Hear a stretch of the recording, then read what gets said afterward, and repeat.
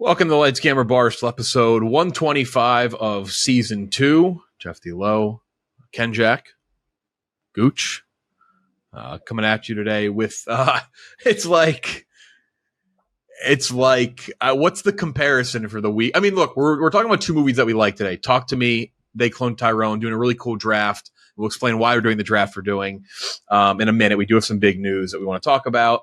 But what the week after Oppenheimer and Barbie is just it's such a down. It's like when it's right after the Super Bowl when they start talking about the NBA playoff seeding. That's what it's like. It's, very a very big downer. It's tough to come back from a very big hangover.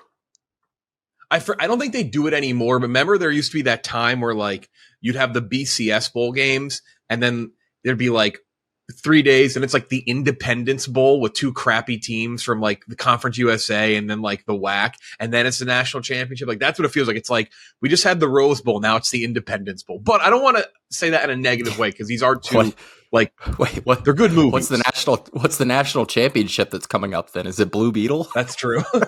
Yeah, that's true. Well, Haunted Mansion, obviously. Haunted. By the way, we're not reviewing it. Haunted Mansion stinks. Haunted Mansion stinks. Like I don't have much else to say. Not worth it. Like it's bad movie. 0 for 2. Stop making movies about Haunted Mansion. This episode though, we're staying hydrated with some Body Armor water. That's right. The show is presented by Body Armor, from sports drink to their sports water. Which this is it. Like Barstool's hydrated by the sports water. Like the Body Armor regular stuff's great as well, but their water is great, and it's got baby. It's supposed to be a G-rated ad. It's the best. This is PG-13. Okay, can we talk about the lip of the? I'm going to say the wide mouth. This guy's got a big roomy mouth at the top of this. It's like a classic Ninja Turtles costume. And if I remember correct, they used to do some that was in the nipple bottle. At least in one package that they had sent the office. Nipple bottle always superior to all mediums of liquid transportation. You can put your meaty lips all over that. Yeah, exactly. Real hydration though, real ingredients, a lot of electrolytes, vitamins, nothing artificial in Body Armor stuff. And they also have the sport water, which is great. They also have other flavors too in the regular Body Armor. They have the strawberry banana. They have the Mamba one, which I know people love, the purple one.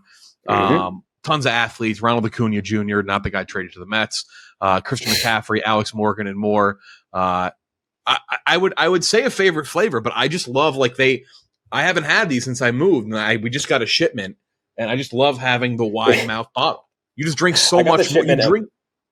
I got the shipment at my apartment too, and like my doorman's he's like, yeah, you got really heavy packages, and I was like, oh god, what is this? And like whenever it says like Ken Jack instead of my name on it, I'm like, oh, it's gonna be a sponsor thing. I was like, what the fuck is this? I'm carrying it upstairs, and I put it down.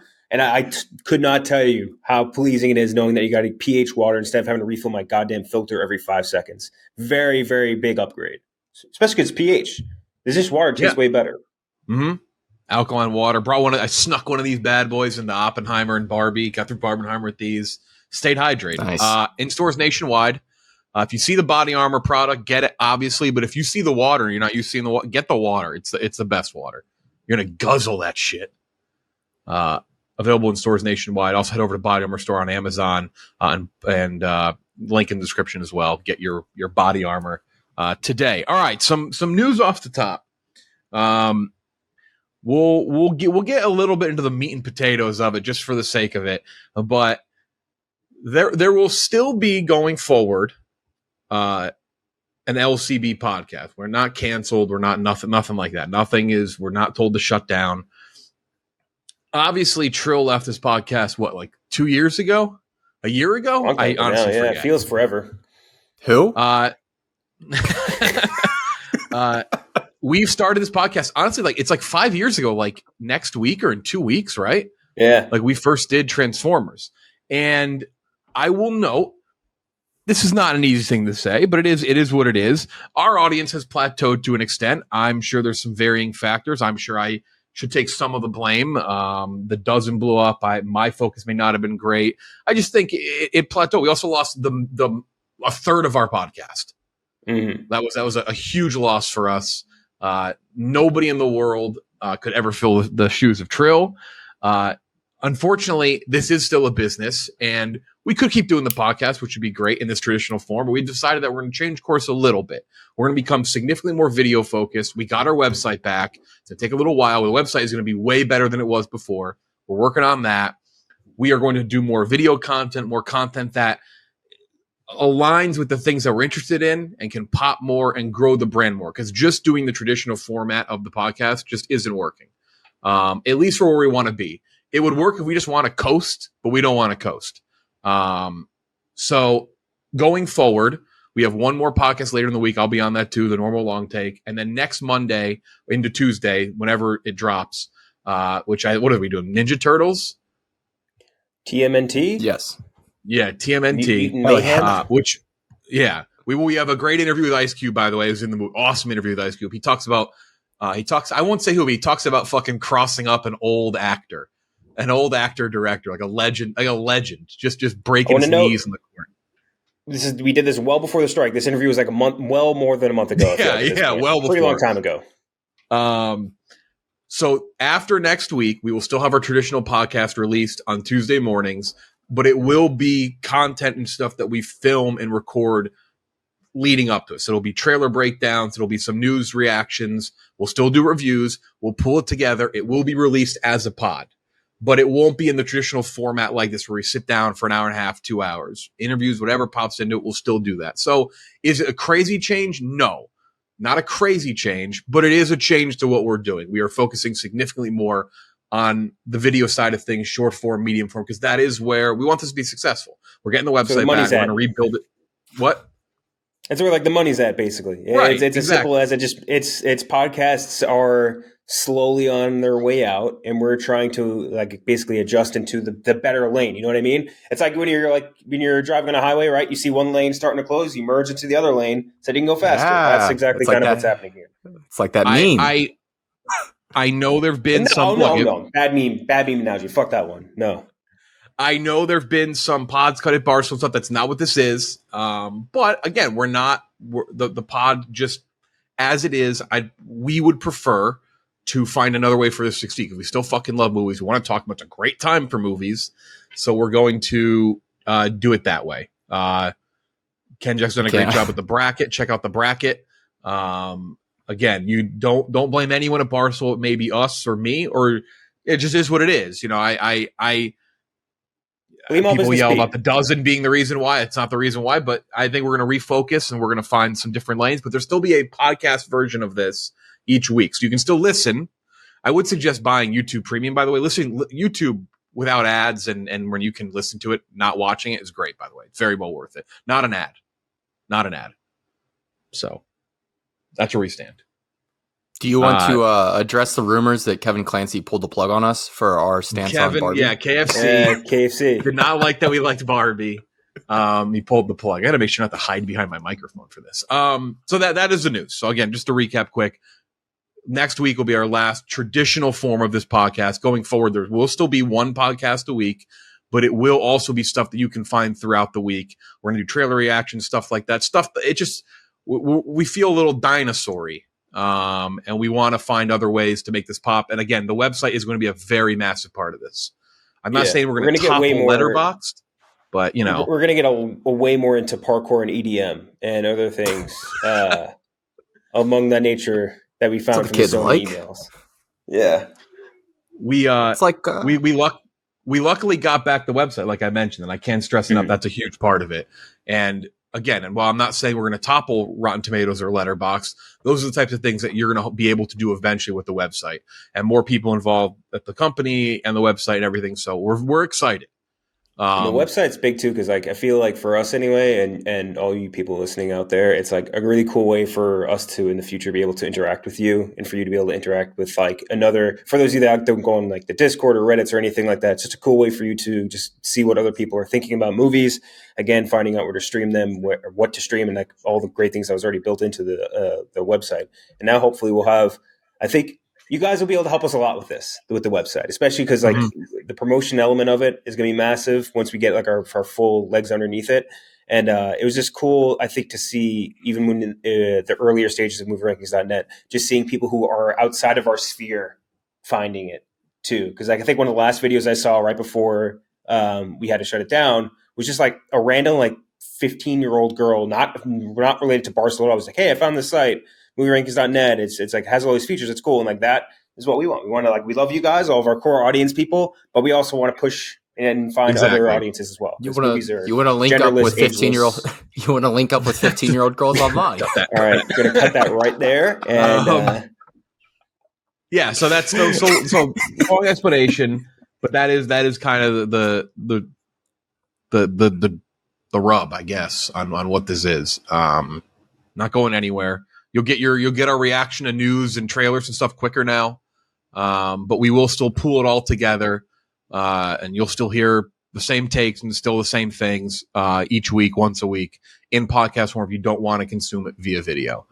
So Pat a lot of stuff is joining his fourth chair. Also, we should probably note that before we forget. Cuzzo! You ready, Cuzzo? Let's talk about mutant mayhem. That's that. That's anyone at Barstool. A lot of people do movie stuff and talking movies, and so we'll have a lot more in the future, but I just want to let people know that now. That's why we're doing the 5 years movie draft today. And then we're doing like movie futures. We're still going to do like drafts and rankings too, but it's going to be more, anyway, we're still doing the same shit, just in a different way. All right. So we have news to get to, quite a bit of news, actually. Let me pull my whole rundown up over here. First up, the biggest news of the week, obviously, is that Skyler Gisondo, the Jizz Man, as he's known in Hollywood, is the front runner to be cast as Jimmy Olsen, apparently, in Superman Legacy. Obviously, those things are not moving quite as they were before with the strikes. But how about the Jizz Man potentially being in the DCEU? Great pick for Jimmy Olsen, baby. I just started out, Gooch. I know you're deep on it, but I just started the new Superman show. 2 observations. Their Lois Lane is hot as shit. Second observation, Jimmy Olsen's very funny. Yeah, dude, I don't know what it is. I can't explain it. The tomboy look to something about that Lois Lane is just goddamn hot as hell. Yeah. For very horned up for a cartoon. But yeah, no, I think Jizz Man, he's great in anything you ever want to put him in. I actually got to catch up on last week's Gemstones. But I'd love to see him in a goofy little role. It was a finale this week, right, of Gemstones? I believe so, yeah. And I didn't catch that night, so I got to watch it at some point today. I'm going to watch today, but apparently it's a really good ending. Apparently they nailed it. Too. So, yeah, excited for that. The Jizz Man. Remember the Jimmy Olsen in the DCU? They shot him point blank in the head, execution style. Yeah. Zack Snyder. He was on screen for 15 seconds, and they murdered him. I've long said Jimmy Olsen is the heart and soul of Superman action comics, and so this is a great choice. Skyler Gisondo will carry the DCU, their landmark character, to echelons we've never seen before. Superman will be back on top of the world, back on top of the genre, in large part because of Skyler Gisondo's Jimmy Olsen. Jimmy Olsen, 4.5 ERA, 72 innings pitched on the year. That sounds like such a mid-level starter guy, like fifth guy in the rotation. He's like the fifth option at the trade deadline. Like you're like, God, yeah, damn exactly. It. Like, Jimmy Olsen. Fuck, my team just traded for Jimmy Olsen. God damn it. Jimmy Olsen sounds like your buddy's older brother in high school who would buy you beer. Yeah, he's like Jamie Moyer. Like that's what Jimmy Olsen is to me in my head. He pitched across 5 decades, and randomly he'll be your team's 5th starter at least once. God, I do love this. Phillies team, right? Yeah, I do love that Skyler Gisondo has become like an actual internet sensation. Like people were like that one tweet went absolutely insane. Where it was like, where was he for Barbie? Where was he for Oppenheimer? And it's true. He would have fit in either of those movies. He would have fit. I think we started that. I like to give us credit for a few things. And I think that we definitely started a lot of the Jizz Man craze because we posted about it incessantly. Hey, all credit to the Jizz Man. I'm jizzed up. Mm-hmm. I'm trying to find yesterday, speaking of DC, on the DC Reddit, somebody hacked Variety's best comic book movies ever rankings. Wait, did they actually hack it? That was just a guess of mine. it was a hack or something, or I don't know what it was, but basically somebody changed Variety's ranking. So Black Panther was 1, and they put the Snyderverse, the Snyder cut. Wait, they had Black Panther 1 and it wasn't already hacked? No, that is their thing. It's their real thing is Black Panther number 1. But most of the list, like, you can get, like, there's a lot of things in, like, the right, like the spot that you would assume, Dark Knight, all that. But this list, and I think it was deleted off the DC Cinematic Reddit. It's a bummer because whoever edited it clearly did it to be dicks. And some of it was like Thor, like the first Thor was number 4 overall. Like, it was like clearly not great movies, but there was one on there that was really funny. The one I sent. There's one I sent in the group that was like, I sent the funniest one to our group with Glenn and Rob.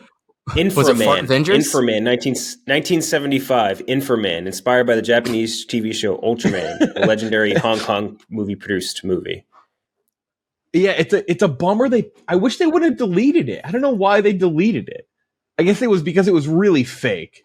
Oh, Rolling Stone. It was Rolling Stone's ranking. Maybe I'll be able to find it. Because the list they edited, like, it was a really good troll list. Like, they did a very good job at being really being assholes about it. And because then all the comments, they're like fucking, they're Rolling Stone just trying to get clicks. Oh, here it is. This was the edited list. Ready? Where is it? Yeah. So here's their actual top 10. Their actual top 10 is Black Panther, Spider-Man 2, Logan, Endgame, Superman 78, Into the Spider-Verse, Dark Knight, Ragnarok, Wonder Woman, The Incredibles.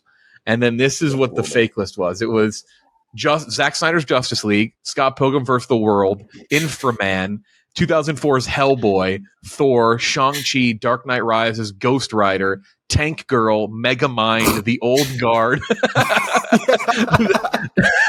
The Crow, Michael Batman, Batman the movie, and Dark Man. And then there's just a bunch of other, like, V for Vendetta, Blade 2, like, just random things on there and they put all, like, the really good ones at the bottom.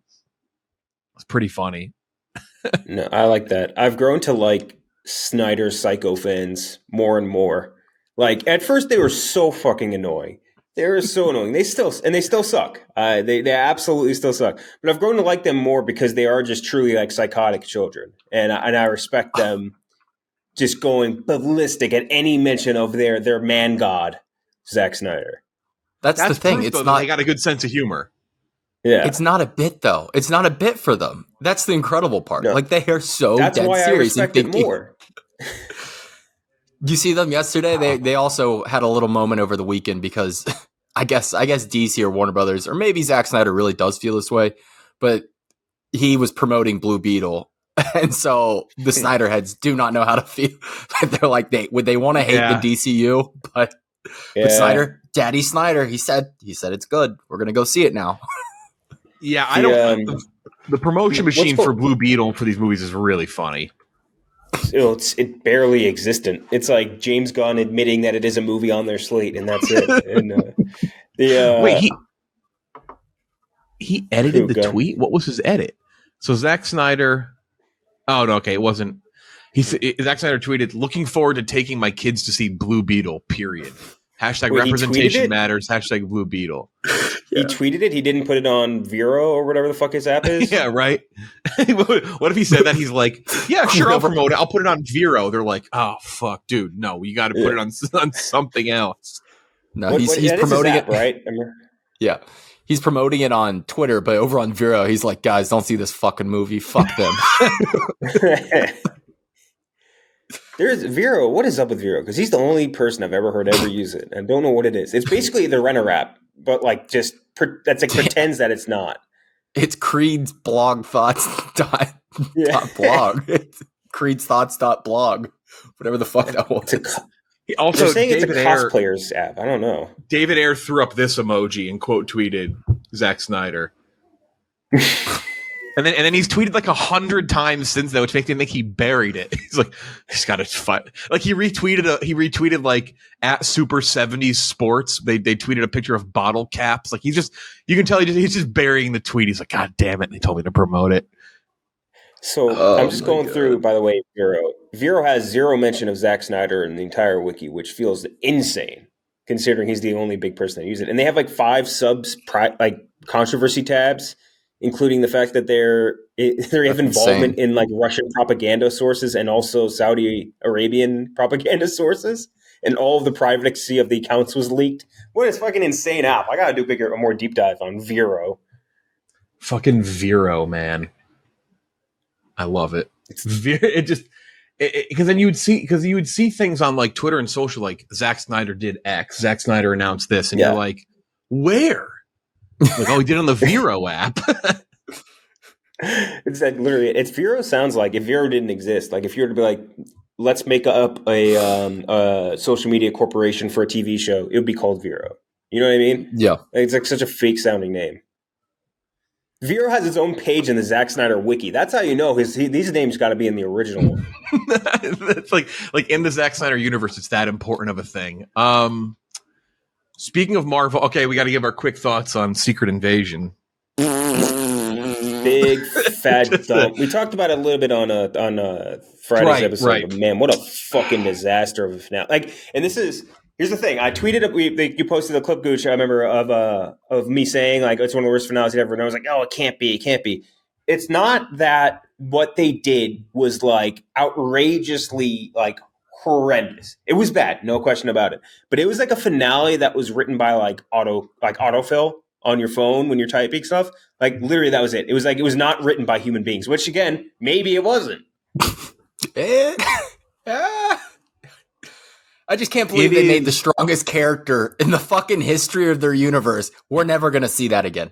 Ever. No, we won't. I mean, they seem to like there seems to be thoughts that like we are going to see Amelia Clark's character, but I'm like, really? Like, I don't know, man. Like, and that was apparently like Feige's like brainchild. Like that whole character in that fight scene was all him, like his idea, which is crazy. I think the Hollywood media machine is starting to turn on Kevin Feige a little bit. Like they're like he's making a lot of decisions right now that don't make a ton of sense, like compared to where he was 10 years ago. I get the feeling he's almost, at least this is how it feels sort of for him. It feels like he's in the stage of Lucasdom where it's like you've lost control of the beast you understood almost, and he needs like a Filoni to come in and kind of clean up the messes now that he's started to create.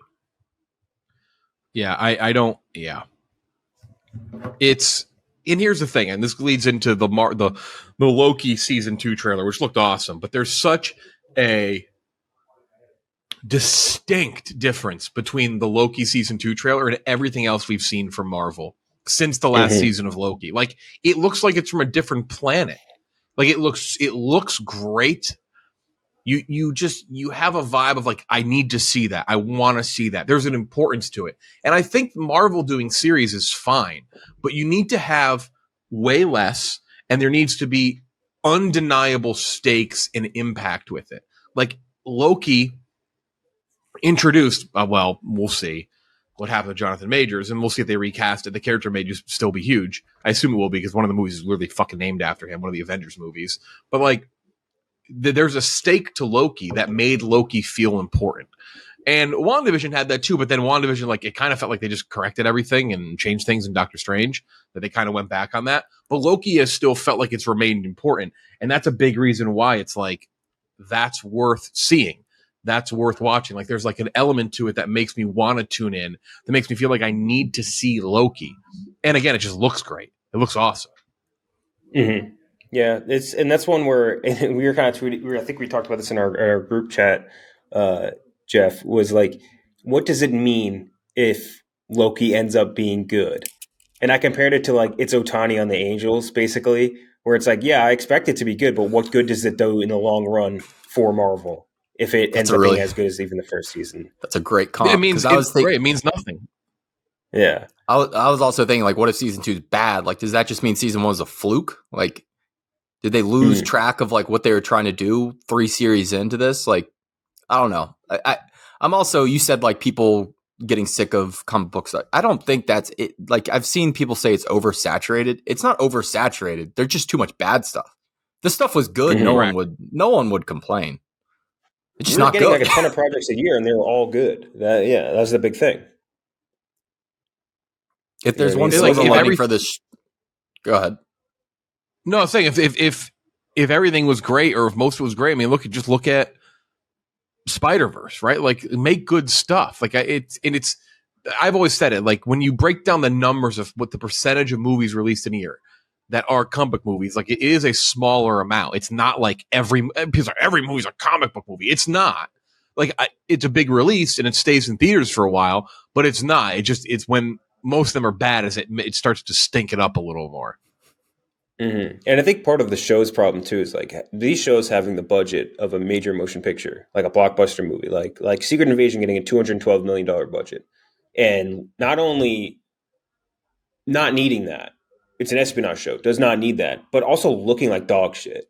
It really, I think, sours a lot of people for sure. You know what I mean? That last fight sequence in that show. Have you seen the clips? I know you didn't finish the show, Gucci. How else are you gonna? You need the money. How else are you gonna get Emilia Clarke to have Drax's arm? To have Drax's arm and not look like it's properly centered on her body. And again, this isn't an indictment on the VFX teams, which are heavily, heavily overtaxed by the Marvel machine. It's just like it's a bummer, dude. And again, there's such an easy way to go about most of these things. Like, hey, you don't need Emilia Clarke, Olivia Colman, and like all these other higher profile actors in this show. You can just have Samuel L. Jackson. He takes the big check home, and then you fucking do a small espionage show that focuses on the nitty gritty. And then your stakes don't have to be fucking like Cosmos level shit.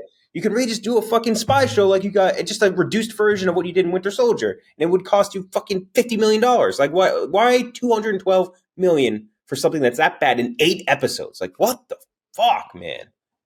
The ending, it was Secret Invasion was so bad, and Dude, they made spoiler them saying that Rhodey's been a Skrull since Civil War is just fucking crazy too. And to not even, it's one thing to say it. I can support saying it. Like if you give enough context and you back it up and you give enough writing and depth to it, you know what? I could buy into that. But it was done in such a weird way, and like the support and the backing of it, it's strange. Like it's an odd move. It's weird.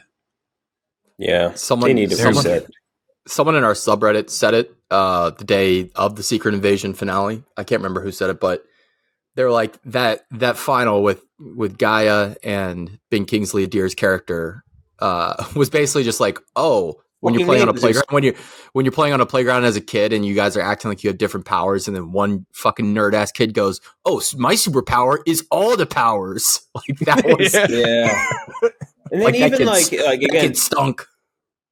And again, spoiler alert: when he kills the Ben Kingsley Adir character, it's just like when you're playing rock paper scissors with a kid, and he goes, "God," or something like that, or like "gun." You know what I mean? Like I got the gun. Yeah. Like just randomly had like, well, hey, why didn't he just do that to her like 5 times ago when they were fighting? Like it was just so good character too. I like the Ben Kingsley Adir. Like he acted so well in that, and no one else really gave a shit other than Samuel L. Jackson to a degree. It's just a bummer, dude. Man, oh man, tough. Loki looks cool though, so that's Loki. Comes out October 6th. Very excited for Loki's, and I mean, whatever. We'll say the caveat: we are like off-pod friends with Michael Waldron, who's behind the show, so I guess take it with a grain of salt. But I do think it looks good. Like I think outside of that, it's also their best show, right? Like Loki was the best thing that they made out of their television programs. I don't think even close either. I really don't think it's close. I think it's a clear step Werewolf by Night, but I wouldn't count that in the same. Right, Werewolf by Night is like, but see, we go back to Werewolf by Night. That's what they should be doing. If they're going to do these one-off things, Disney Plus, do these special presentations. They're fucking cool. Especially if you can pump $212 million into one. right. Donald and I almost read that as, I'm so dyslexic, I almost read it as Donald Stern. Donald and Stephen Glover, rest in peace. Donald and Stephen Glover. No. We're not rest in peacing Donald Sterling, are we? Wait, I meant to say David Stern, rest in peace. Oh, I thought you were talking about who's the Stern. I said Stern. I meant I almost read like David Stern, who's very dead. I thought you said Sterling. My bad. No, is he dead? Is Sterling dead? Don Sterling, right? Is his name? Right? The Clippers. Donald Sterling is the Clippers guy. It's never the ones you want dead are never. Yeah, he's a piece of shit. Donald and Stephen Glover will write the upcoming Star Wars Lando series. okay. He's still alive, by the way. You are correct. Unbelievable. Yeah, again, never the ones you want dead. The real piece of shit. He's born in 34. Christ. I don't. Sure, they're gonna make Lando. I guess they've been talking about it for a decade. It seems like now. I think the thing with the Lando one is like, out of all people had obviously varying issues with Solo. I think the one universally agreed upon thing was that Glover was really good as Lando. Like, he did a really fantastic job. But at this point, when they're talking this long about it, and like everyone's just kind of moved past it, I feel like we're in a new era with this sort of thing. Like, I don't know. I need to see any more Lando, or honestly, a lot of more of these Star Wars projects. Like after Ahsoka, like I don't know, like I feel like we could wrap Mando relatively soon and just kind of get Ahsoka done, and then have a little bit of a break, and then reset on Star Wars in a little bit. And maybe talk a little bit about oversaturation. Maybe Star Wars is there too. A really good, just like old pirate swashbuckler Lando series would be awesome. Like I'm all for it. Like I'm all for them doing that. And I think I think being negative about a Lando show is like I don't know why. Like, why not? Like it's a character that we don't have a ton about, and I'm not saying we need it. Like, it's kind of like the cool part about Lando in Empire is that he is so mysterious. You don't know which way he's going to side. But like, if you're going to do it, like if you're going to do old characters, like this is a fun one at least. Like, there's not a ton of stuff. You can do a ton of inconsequential things that don't impact the movies. Like, you can just have like a fun like pirate like week to week adventure show. Like, that would be cool. I'm sure, unless they've changed their mindset, it'll be something where it's like, holy shit, Lando like married Yoda or some shit. It'll be like something where you're like, God damn it. Like I just can't leave it alone. Like, but we'll see. If it's like a week to week cool thing, like I am all for it. I just like, they've been talking about it forever, so I don't know. Fucking Lando romancing one of the little big guards at Jabba's palace. I am excited they do have like real like they did decide to. I mean, it sounds like they're going to turn over the creative to them. Like, let them do what they want. Right. But you almost wish he had never played Lando in the first place and was able to play like a brand new character. Because there's just like a built-in bias with Star Wars like fans where there's just such a contingent that are going to be ready to fucking hate it. Like, that's just the truth of the matter. Oh yeah. And then you try to appeal to them and you try to like work in shit that just doesn't need to be there. Like, I hope they have fresh ideas for it. That's all I'll say. Like Andor did. It's gonna have sex with the robot again. Man, Andor really was fucking awesome. The more I rest with Andor, the more it's like, damn, that shit was awesome. Mm-hmm. What's his name? Mos Baccarat. He was in that, and also obviously the Bear. He's got to be in more stuff too. God damn, I rewatched the Bear season 2. He's just so fucking good, man. He is unbelievable in both of those shows. But I need to see him in more things. Emmys delayed because of strikes. That's not entirely shocking. Movies are delayed though as well. Beyond the Spider-Verse just flat out removed from next year's release schedule. Though there have been rumors that it wasn't going to be ready anyway. Like, there have been those rumors about Lord and Miller and like work and like how much they've been working and everything. So that's been removed from the schedule completely. Kraven the Hunter moved back to a year, almost a year. Moved back from October. Kenjack with tears the other day. We told him Kraven the Hunter moved back from October 2023 to August 2024. That seems dramatic. That seems a little excessive. The trailers are out. Listen, I defended that trailer when I first saw it. They played it again yesterday before it talked to me. Weird trailer pairing, by the way, but it does not look good on a big screen. It looks when he looks at the tiger and his eyes go yellow, like it looks like it looks like a fake movie. Ghostbusters Afterlife sequel, which I believe is titled Ghostbusters Firehouse, so that's not confirmed. That's not an official thing, but most people say that's what it is. Moved from December this year, which is crazy because we haven't seen anything from that movie, to March 2024, and then Venom 3 delayed to July 2024. They could delay that into another century. And I don't think I would give a shit, but whatever. Just waiting for Dune to be delayed. Dune's going to get delayed. That's just inevitable at this point. The IMAX CEO is fighting hard for it. He's like, yeah, they basically, he's like, fuck you. We will not put the Marvels on these screens. Fuck you. Yeah, they said like the Marvels will not. If the Marvels will not get IMAX screens if Dune releases, they're like not a fucking chance. All right, okay. Yeah, the Karate Kid reboot also delayed. It's like none of these are particularly strong entries, but like Madam Web, I'm kind of interested in that for not horny reasons, unlike another member on this pod. Venom can go fuck itself. Bad Boys 4, sure. At least it's got its date in June of next year. Sure, yeah. I mean, I kind of like the last one, but nothing else really moves the needle a lot. Yeah, but no Joe Pantaleone. He's not going to be in it, right? He died in the last one, right? Yeah, I sure did. R.I.P. and peace, my dog. You are starting to see like other Cypher. I will say you are starting to see like other shit just get delayed like week of like Problemista. I don't know if you guys have been following that. Like the A24 movie looks really cool. It's about like U.S. immigration, but it's like done like really weirdly and fun. Just got delayed like week of. Like he was just like, yeah, I'm not going to release this in the middle of a strike, and so A24 is just like, sure. So I wonder how many more of these like movies are going to start being just like a couple weeks out. Strike is still going. We're going to push it. Like, I think that's something to keep an eye on. Wait, what was the movie that we just saw that they said? What was the movie they said like you'll promote it? Like the act? Oh, we don't need the actor to promote it. The audience will promote it. Oh, yeah. It's a movie. It's a movie coming out. Hold on, the movie coming out in like a few weeks, where you could tell they're like, we don't give a shit, strike or not. This thing's coming out, and it's getting we're tossing that in theaters and getting rid of it. What the fuck is it? Like the last voyage of the Demeter, was it? The Demeter. It is. I don't know. World is a vampire. Oh, Gran Turismo. They're like, that's right. We don't need the actors. The audience will promote it. They're like, just get this shit out and move on.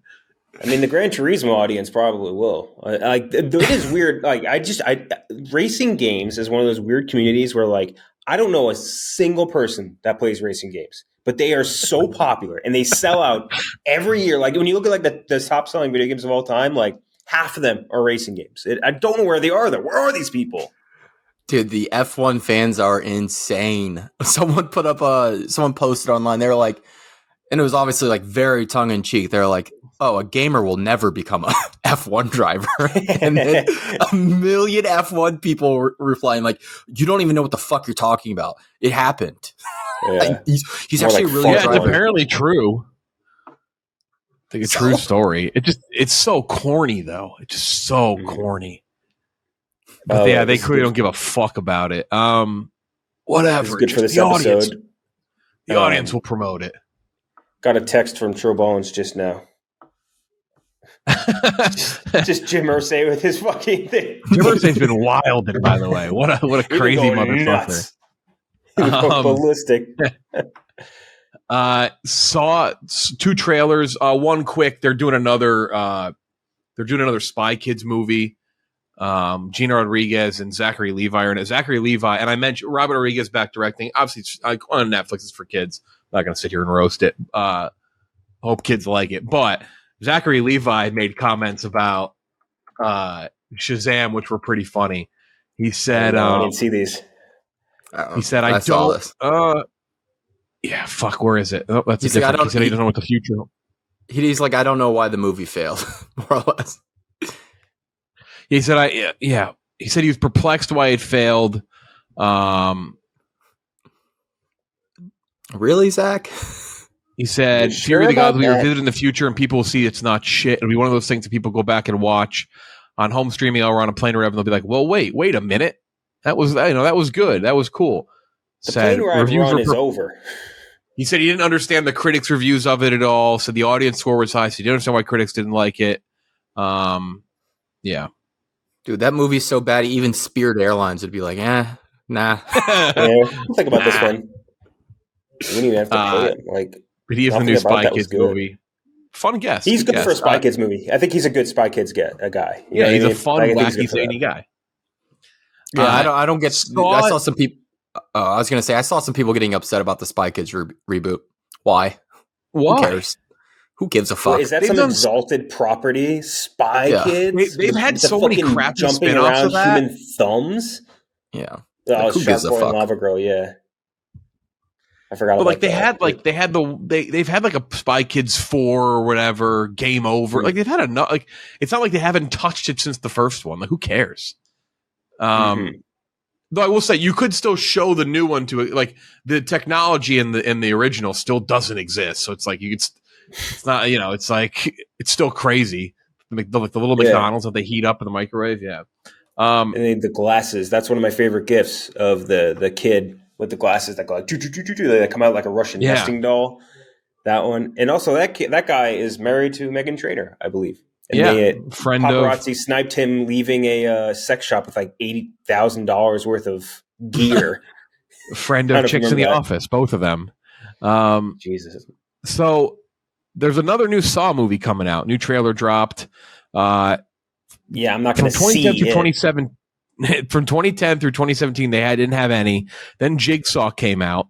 Then Spiral came out 2 years ago. That's the Chris Rock version. So bad. And now Saw 10, Saw X, set between but it's also Saw 1.5, set between the events of Saw and Saw 2.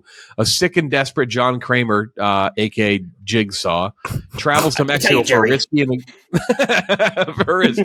put you in this box, Jerry. You got to eat your toes to get out, Jerry.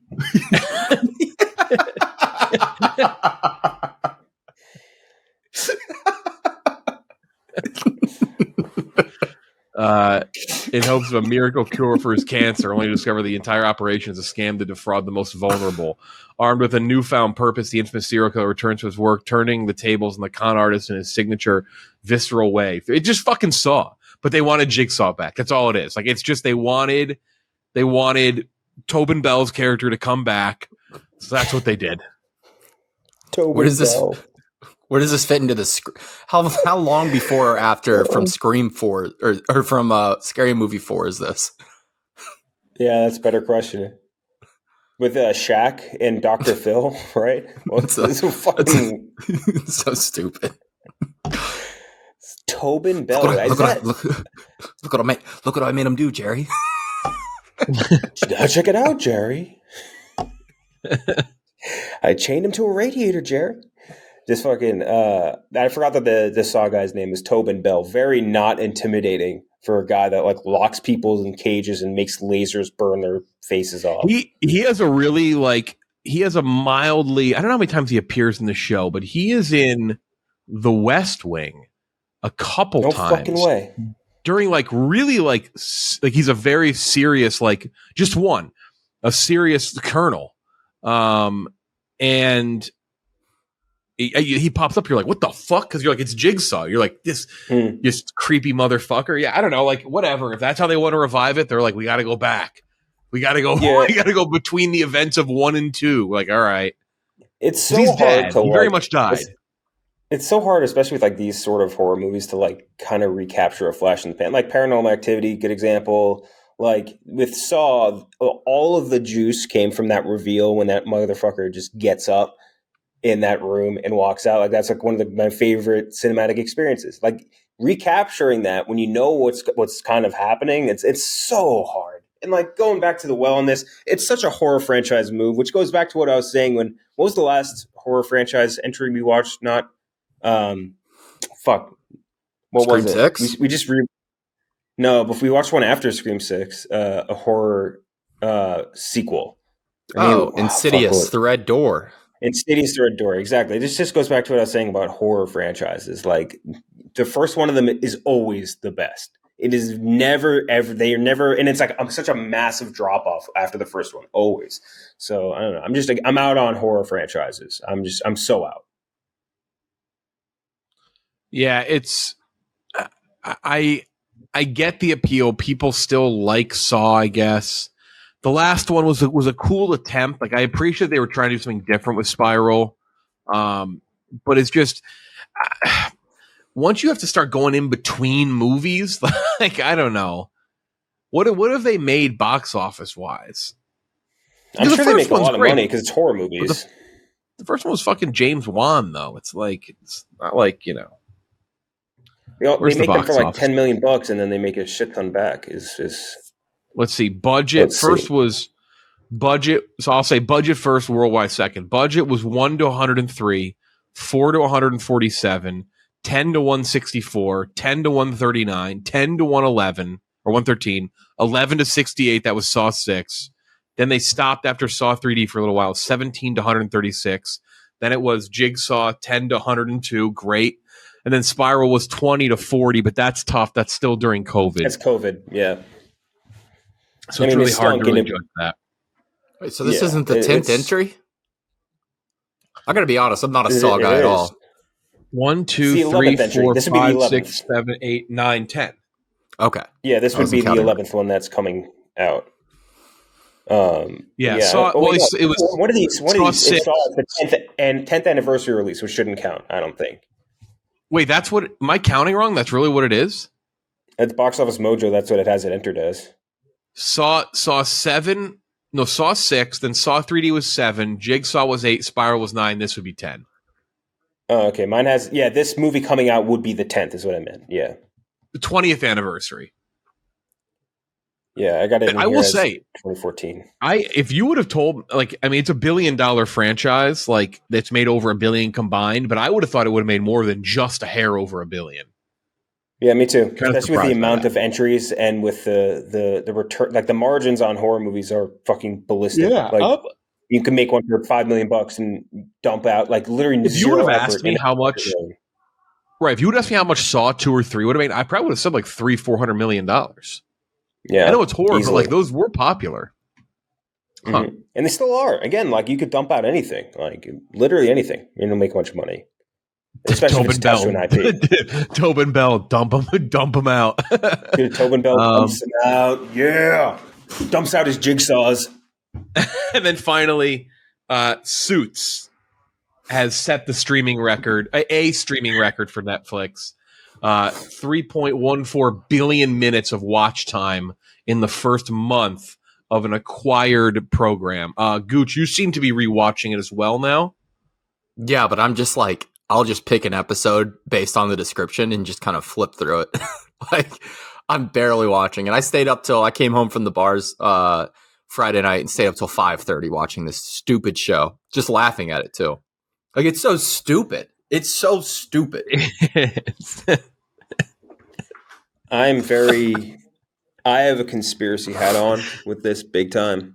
I think that there is some sort of backdoor deal where whoever is making the most money from licensing or streaming for Suits paid whoever runs like UX at Netflix, keep this on the top banner, not the most watched page, because that's fine. Who cares? But keep it on the front banner and make it the first suggested thing, no matter what you just finished watching. And that guy, they're splitting the profits on this. I am so beyond the conspiracy because like you could finish watching The Witcher and it's like, yeah, I want to check out Suits. Like, no, what the fuck would make you think that's the next logical step after watching The Witcher? Like, it's crazy. There's nobody really that powerful or notable connected to the show Suits, is there? There's gotta no, but like whoever like makes the most money off of the licensing deals. Like the Queen of England isn't involved in this show, is she? There's some of the names are. We talked about some of the names of Kenjack. We told some of them. A lot of the names are just first name for first name, last name. It's like Travis Tanner, Cameron Dennis. Like that's most of the names. And then it's either two first names or it's something ridiculous like Harold Gunderson and then like Nigel Nesbitt. Like there's only two types of names in that show. Hey, once you see Nigel Nesbitt, you're like, that is Nigel Nesbitt. So I'm looking through the names right now, and like the first one I see is Damon Gumpton. Yeah. That's not real. Also, I missed this. Kenjack earlier sent a picture of somebody viral and asked if he's 6 feet under yet. I won't say who it is, but they love chicken nuggets. Sheila Saz, Scotty Scott. This guy. Wait. Okay. Dana Scotty Scott. Yeah. Abigail Spencer. Henry Jerry. Abigail Spencer. Mm-hmm. Katrina Bennett. Robert Zane. Oh, Wendell Pierce. Nice. I like Wendell Pierce. Yeah, that's what we talk about. There is an episode where Wendell Pierce is in the episode, and they reference The Wire so much. We're like, this is very awkward. It just seems like fourth wall breaking at some point. Amy Acker, who are these? Michelle Fairley. Okay, no, they got good. Neil McDonough, that's a great guest spot guy. I was also joking. I was like, the writers' room. There was not a single female in this writers' room. It is the most dudes. No. Like the second episode. Barkley was in an episode. The second episode alone is like the plot structure is okay. So Mike is going to have to like smoke weed with this like fantasy football guru who's like really rich, and that's how he gets the client. And Harvey's going to be dealing with like this Mary chick who says that he fucked her, but he actually didn't because he's like this. He's just the man. So he didn't actually fuck her, but she keeps telling everybody that he did. And that's going to be episode 2. Like the whole thing is, it's all like just dudes rock. Like Eric Roberts plays a really good scumbag character too for a while. He always does. That's his forte, and he's really damn good at it. Respect. If he auditioned to play a regular nice guy, he'd be turned down. He's got to be a little. Nesbitt was fucking Adam Godley. Oh, now that you say it, now that is such a fucking Nigel Nesbitt. Holy shit! Yeah, he's the Nigel Nesbitt. Oh yeah, it's the Ears Holly guy. Crumb. Yeah, Ears dude. Yes. Yeah. Seeing him and Lewis Litt on the same screen at the same time does something to my brain because they're like. It's just the two guys. It's the guys. Titus Welliver plays Dominic. Titus Welliver, by the way, another great guest actor guy. Number 1 overall, a.k.a. Bosch. Dominic Barone. He's such an Irish-looking motherfucker. That is bizarre. Elias Gould. There's Colonel Marija. There's military people in suits? Dude, you got to watch.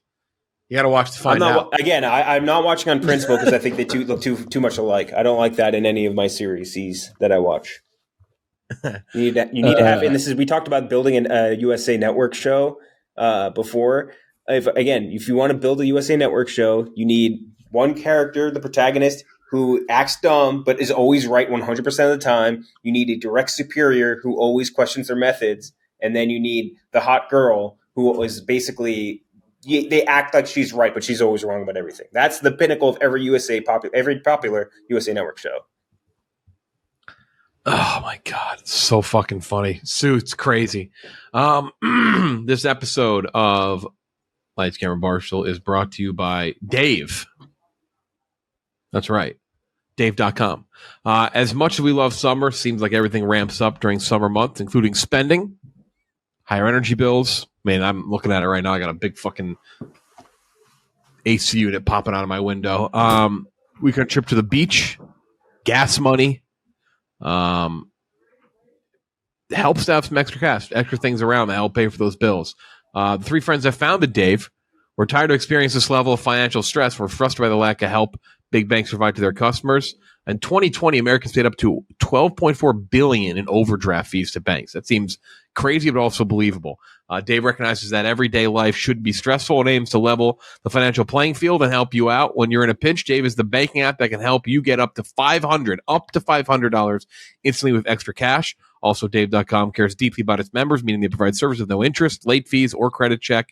That's more money to fill your tank, get your car repaired, get something you need to pay off the bills, all that and more without waiting for your next paycheck. Millions of people have already downloaded the Dave app to kickstart their financial health. Download Dave.com's app to get financial relief with extra cash, set money goals, and manage spending. Download Dave app from the App Store right now or go to Dave.com/LCB. That's Dave.com/LCB. Sign up for an extra cash account and get up to $500 instantly. For terms and conditions, go to Dave.com/legal. Instant transfer fees apply. Banking services provided by Evolve Bank and Trust, member FDIC. All right, review time, and then we'll do our draft. 2 movies today. We'll start with They Cloned Tyrone, which you can stream on Netflix. This got delayed, I think, a little bit. It wasn't going to come out, I think, earlier. I may be wrong on that, but I feel like this was supposed to come out a few months ago. But They Cloned Tyrone. High scores on Rotten Tomatoes, audience and critics. People are just starting to discover it, though, audience-wise, on Netflix. Stars John Boyega, Tiana Paris, and Jamie Foxx in the lead roles there. Great cast. Some other surprises. I won't say the names who's in it, though, for spoiler reasons. But a great trio that really plays off each other very well, by the way.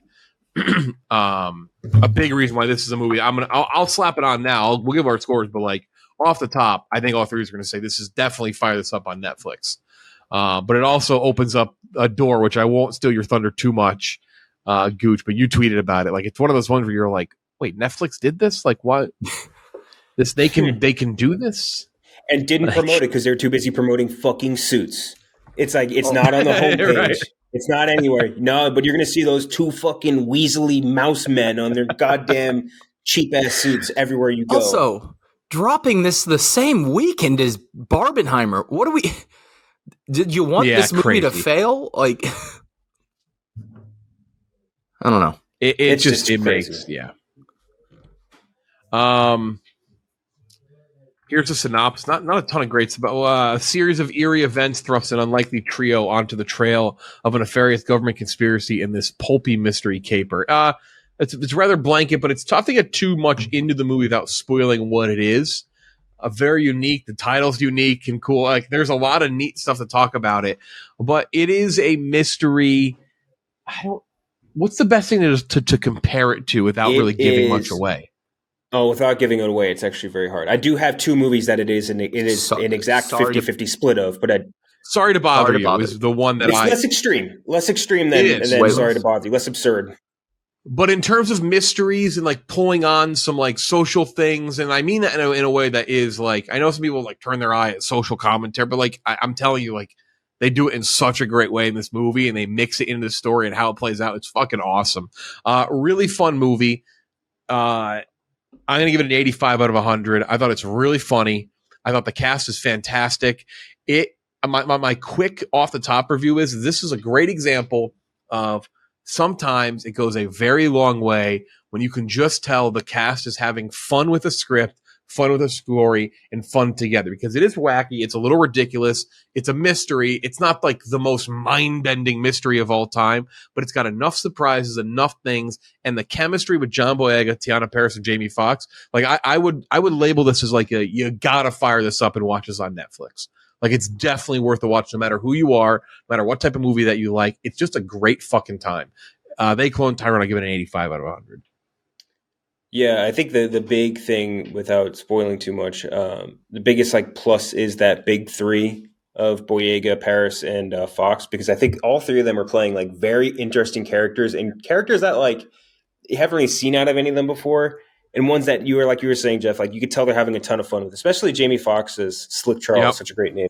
Like him as Slick Charles, it was very much like watching him doing one of those like riffs on like Sirius Radio or like on a roast or whatever, something like that, like doing a comedic bit. And it was really, really super, super fun. Good laughs that aren't like over the top crazy or anything like that. The fact that this was done by a rookie director, I'm also very impressed by, like not someone who's like some bigger, more established name. Everything looked smooth. I think the only thing that prevents me from giving this a higher grade, and I'm ending in 83, is that I think the first act and the third act rip. The second act, like the middle chunk of this movie, definitely like it like revs up. This movie starts out 100 miles an hour and then just kind of like slows down a lot and then kind of goes back up and accelerates again. I think if that second act was cleaner, I would definitely give it a higher grade. But other than that, like performances, I don't think there's anything you could point out as being bad at all. Boyega specifically, I think had a more difficult job. And kind of got to show a side that we don't usually get to see, because we haven't seen him get to do a ton of work just in general since Star Wars, like not a ton of bigger projects. And this was a lot of fun, easy to watch, good jokes. I think, and it's one you can pretty easily recommend to anyone. I don't think there's like some massive barrier of entry for enjoyment. So really liked it. 83. Yeah, no, I mean, back to what Jeff said. That was my first thought when I think 10 minutes into watching it, I was like, this is a Netflix movie. And now that I'm looking at their Wikipedia, they did not touch the production of this at all. This was made by a production studio called Macro, which, looking at their projects, everything makes sense now. They did Sorry to Bother You. They did Judas and the Black Messiah. They did Fences, Mudbound. So they have a good track record here with especially like blacklit films. Yeah, no, the three main characters, the three main actors, Tiana Paris, Jamie Foxx, and John Boyega, just fucking knocked it out of the park. I would love to find out how much was on the page for them and how much of that was just improvised, because it felt so natural. Like Tiana Paris talking about fucking not Judy Bloom, but who was it, Nancy Drew and the vanilla missionaries, vanilla missionary shit that they would find down the road. I love that. Jamie Foxx continually saying he's like, I was pimp of the year in 1995. Yep. He was killing me. I think, like you said, Kinjack, I think it runs a little thick in the middle, and I think it gets a little convoluted at the end, which is actually a very much like Sorry to Bother You, where it's like, I see the point you're trying to make, but you're also kind of all over the place right now. Tighten it up a little bit. I think it would have been higher for me. I'm at a 77, which is still a great score, and it's a nice 77. Like, it's like you tried to do something here. Like, you just don't get that on these streaming movies. Like, something like stylistic choices, like taking risk. Like, it looks like a real movie that you'd watch in the theater. Yeah, I had a great time. Definitely watch it. I don't know why Netflix isn't promoting it more, or why it's not like more front and center for them. Your guys' favorite fucking ass show, and with Ned Schneebly or whatever your balding guy's name is. It's the British monarchy. They're pulling the strings. Makes even more sense. Why would they want it to be more popular? They would want it less popular, wouldn't they not? Because remember when John Boyega speak out against the British monarchy at one point? He spoke out against everyone, so I'm just making things up now. Sure, yeah. This is a conspiracy theory I'm starting now. Mm-hmm. Yeah, no, it's a fun movie. Like, it just wasn't what I mean, the trailer looked fun, but there was just that hesitation where you're like, this is going straight to Netflix. I don't have high hopes for it, and it ended up being just a great time. Yeah, and they buried it behind Suits. Right. This is also another really interesting example of like what John Boyega can do too. Yes. We have seen him in such weird projects. Let me pull up his one. What was that? The one from last year? Where he was like a veteran that robbed a bank. Like, he was good in it, but the movie itself was like... Breaking? Yeah. He was good in The Woman King. They came out this last year, I think. Yeah, it's called I think it's called Breaking.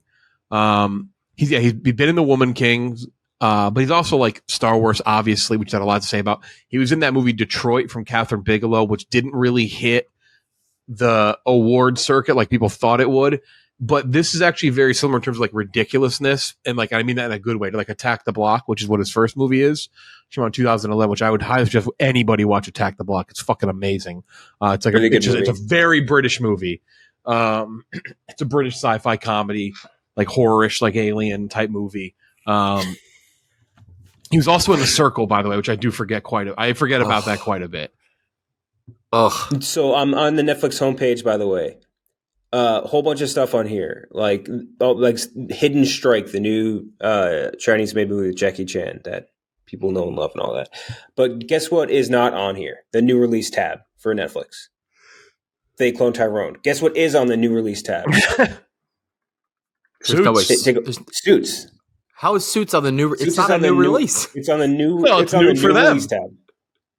It's fucking so stupid, dude. 47 Ronin is getting it like right along. White House Down, SWAT the show, How to Become a Cult Leader. Like, why is this not at the top of your list, man? Like, it just blows my mind. They're like, we have integrity. People aren't watching this, so we can't actually put it in our top. Like, fuck you, Netflix. You rig all of those. They're all made up. Exactly. Just put it on there. Exactly. The spoiler, though, I will say, the ending of it is pretty awesome. Oh yeah, yeah. The ending's sick. It was really spoiler good. Of like why it's like called what it is and like why they landed the title. It is pretty awesome. It wraps up really neat. But I think like again in general, this is like. It's another good example too, not just of having fun, but I think I've seen a lot of people mention this too. Like there is quite a bit of social commentary on here, a lot about obviously things like Black culture and different things and like traditions and things that you may see on TV and stereotype stuff. The way they tie it in together is very well done in a way that it just kind of flows and never hits you across the face and weaves into the story in such a funny way with how Jamie Foxx delivers things, how Tiana Paris acts, how John Boyega is. Like, it really is like awesome in that way. It's it has its own unique identity to a story that's like pretty wacky and ridiculous. That's why it separates it. And again, why kind of compare it to Sorry to Bother You? Like there's a very clear voice and identity that separates it from anything else that could even be related to it, which makes it so fucking fun and just ridiculous. Again, ridiculous can't be said enough, but I mean that as a compliment. And this is a spoiler comment, so shield your ears. It is Undercover Brother, which I very underappreciated comedy. Is Undercover Brother combined with The Truman Show. It is those two shows meshed together and done in an incredibly well done way. And like it's just so fucking, it's so fun. It's so much fun to watch. Like there was no point during watching that where I'm like, oh, this is too heavy handed, or like, oh, these jokes are falling flat, or this is like the worst thing again that I could say about it is that the middle gets a little bit chunky, and like, you know what I mean? Like that's about it.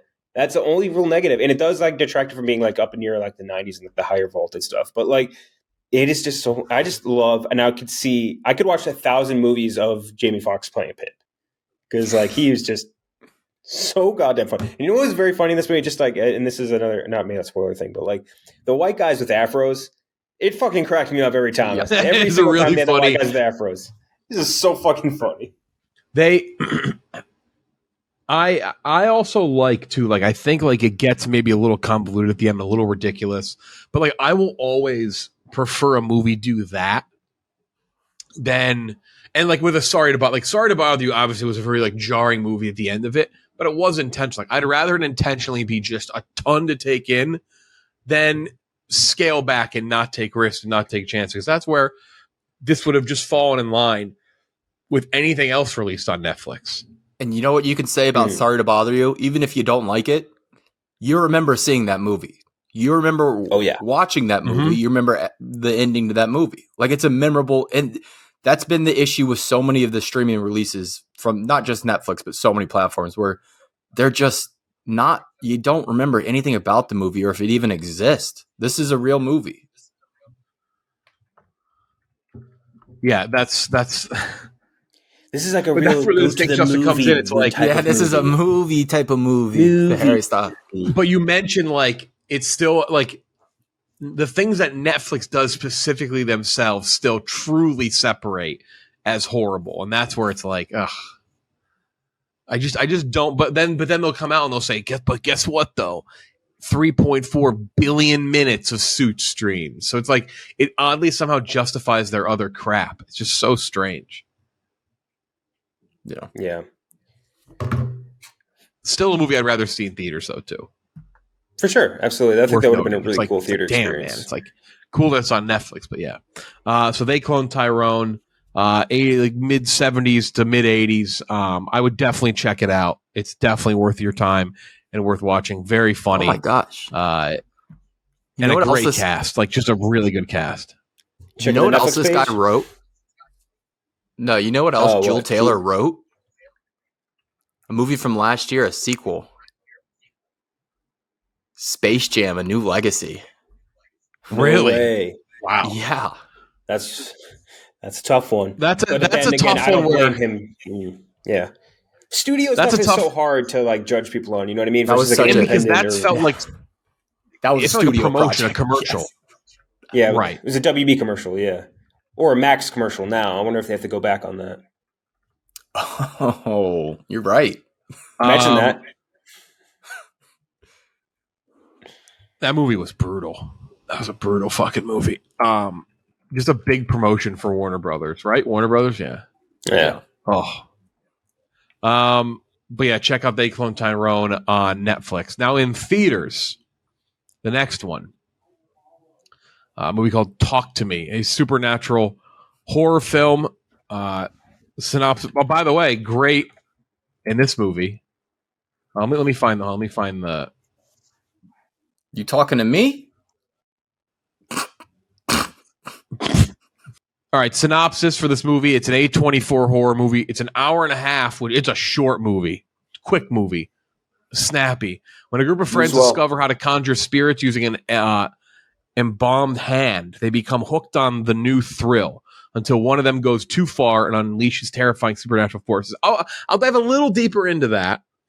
If you hold on to it for not what 90 seconds. You hold on to it for a short amount of time. You can kind of break free without really any consequence. But if you extend past that time, bad shit can happen, which I guess, spoiler alert, bad shit does happen. It's a really cool, unique concept and idea for a horror movie. Directorial debuts here for Danny and Michael Filippo. It's an Australian movie, technically, by the way. Really fucking awesome movie. Made back its budget and more in the first weekend. Also, shout out to Lord of the Rings legend in this movie. Eowyn, baby. Miranda Otto? Miranda Otto, yeah. But yeah, made back its budget already. Classic A24, $4.5 million budget, made $10 million at the box office already. This was really awesome. Also giving this an 85 out of 100. Again, really quick movie. This thing flew by. So it's crazy to go see like Oppenheimer and then go see an hour and a half long movie, which really like with credits, like, is it an hour and a half long? Like, it's like even like it felt like two short TV episodes.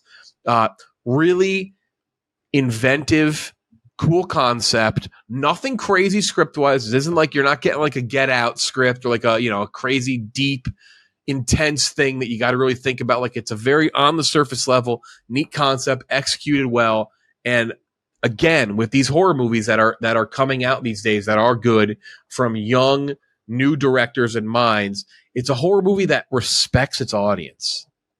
That's like such a big thing, and you can just tell, and it makes it feel cool.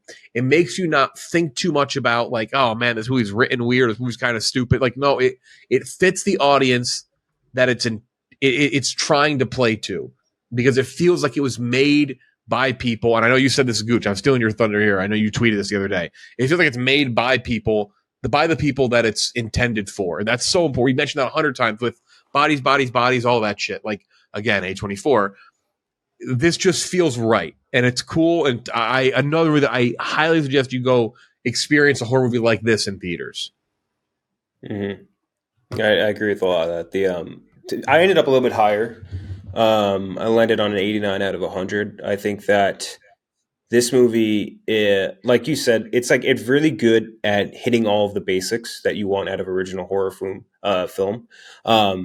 It's really, really cool original lore. Like, you know what I mean? Like with possession and spirits and shit, like there's a lot of tread on the tires just because there's just an insanely massive volume of horror movies. But I think that they established what they were doing very quickly. And I think that they did it really well. It was very scary, which is also obviously massive in this sort of thing. But it was never like too dependent on like the jump scare or any particular element. It was just a lot of really well done tension and a lot of like, I would say, a general feeling of like creepiness or unease. Really, really good use of sound, like a lot of like gurgling and like weird sound that just keep you like get your skin crawling without you having to be like flashed with an image or anything like that. Really good camera work for rookie directors, again, like with They Clone Tyrone. Really good kid and young adult acting, which is, we talk about it all the time, can derail a movie so fast. The main actress in this, I don't know the names in this other than Miranda Otto off the top of my head, but she was incredible. So Sophia Wilde, I thought she was really, really good, as was the little kid, the younger brother. And also, I think one of the biggest strengths of this movie to me, at least like among many other things, like perfectly paced, like really quick, snappy, like you're saying, an hour and a half, which is always a plus. It has a very well earned and brilliant ending. You know what I mean? Like nothing that's going to make you overly think about a ton of shit or anything like that. It's very straightforward. It's very well earned, and it makes you feel like when you feel what's coming, you're like, oh no, is this? And then that whole feeling, I think, it's so well earned, which is so rare in horror movies this day, and very rare, and especially ones with like young adult horror, because like they always go for the cheap thrill, the cheap jump scare, all that stuff. Everything in this movie was really well earned, and I respected the absolute hell out of it. Really enjoyed it, and I'm really excited to see what this director duo can do next. Yeah, nothing felt cheap. Are you guys familiar with their YouTube page? Because they were YouTubers. They're the Raka guys. Yeah. Have you guys ever watched any of their stuff? Never watched it. All I did was hear about that through looking their Wikipedia before watching it. Yeah. I didn't realize that they were that big of a deal, but apparently they are. Good job by them. Like you said, they they have a very clear understanding of the fundamentals of horror. Like they just really nailed it. Mhm. I don't think this reaches like the upper echelon of, especially in like the horror renaissance I feel like we've been in the past 5 years of like some really great stuff. I don't think it gets to that level, but it is just really well done and it's fast. Like you're in and out of that. I was in and out of the theater in what was it, 85 minutes, 90 minutes? It's quick. Yeah. Yeah, it's really fucking short. But it's nice because you're only in 3 locations, I think. I think you're in 2 different basements. Hospital, house. Yeah. Yeah. So you're not moving around a ton. I appreciate it because I got out of the theater and I was like, is there like a really deep, like multiple deep messages here that I'm supposed to be looking for? I was like, I don't think so. Like, I think there is like the surface level stuff, but outside of that, it just meant to be a scary movie and it works really well. The design of like the possession I thought was incredibly well done. Like the way they flip back, like the immediate flip back and the camera jolting with it, and then the eyes filling up with the black pupils and that sound. I thought that was incredible. Like that immediately sound was brilliant, man. Like the way it dropped, like especially when they'd flip back and the sound would immediately drop out, and then the next thing you'd hear is like either like a gurgling or that possession noise. Like it was awesome. And like Jeff said, I brought up practical effects too to add on to that. Oh yeah, and it's used sparingly. Like it doesn't go overboard with the gore, but when they use it, it's used incredibly effectively. Like I had to look away when not the first one where the kid gets possessed, spoiler, but the second one in the hospital scene. I was like, holy shit. It's not overdone. It's just done really well. This is a good movie. Like it just is. I'm not the biggest horror fan, so I think a horror fan will really love this just because it's done well. I'm at a 73, so a little lower than They Clone Tyrone, but I had a good time. This deserves to be the horror movie being propped up right now, not Haunted Mansion. I mean, that's yeah. That's it like, might have out-earned Haunted. I mean, Haunted Mansion couldn't have made the. It might have came close. Haunted Mansion did not do well this weekend, and this was their. I think A24's like second highest grossing opening weekend ever. Really? Oh, that's crazy. It's a good ass movie. You know what effect really creeped me out too was everything involving the mom. Like the effects done or her prosthetics in the way that she spoke was so fucking creepy, man. God damn. Yeah, like it was scary. When they would look at the demons, it was like, and it was fun. They had fun with it too, like especially the possession scene, like when they're still having fun with it, and it's like, yeah, I guess this is kind of how teens would act. Like they would just be like, yeah, fuck it, let's do it. Exactly. Yes, it was fun, and like it felt in like Bodies last year. It did feel inherently Gen Z without being fucking cringe. Like they just right, yeah. That's where a lot of these horror movies for a while were really faltering.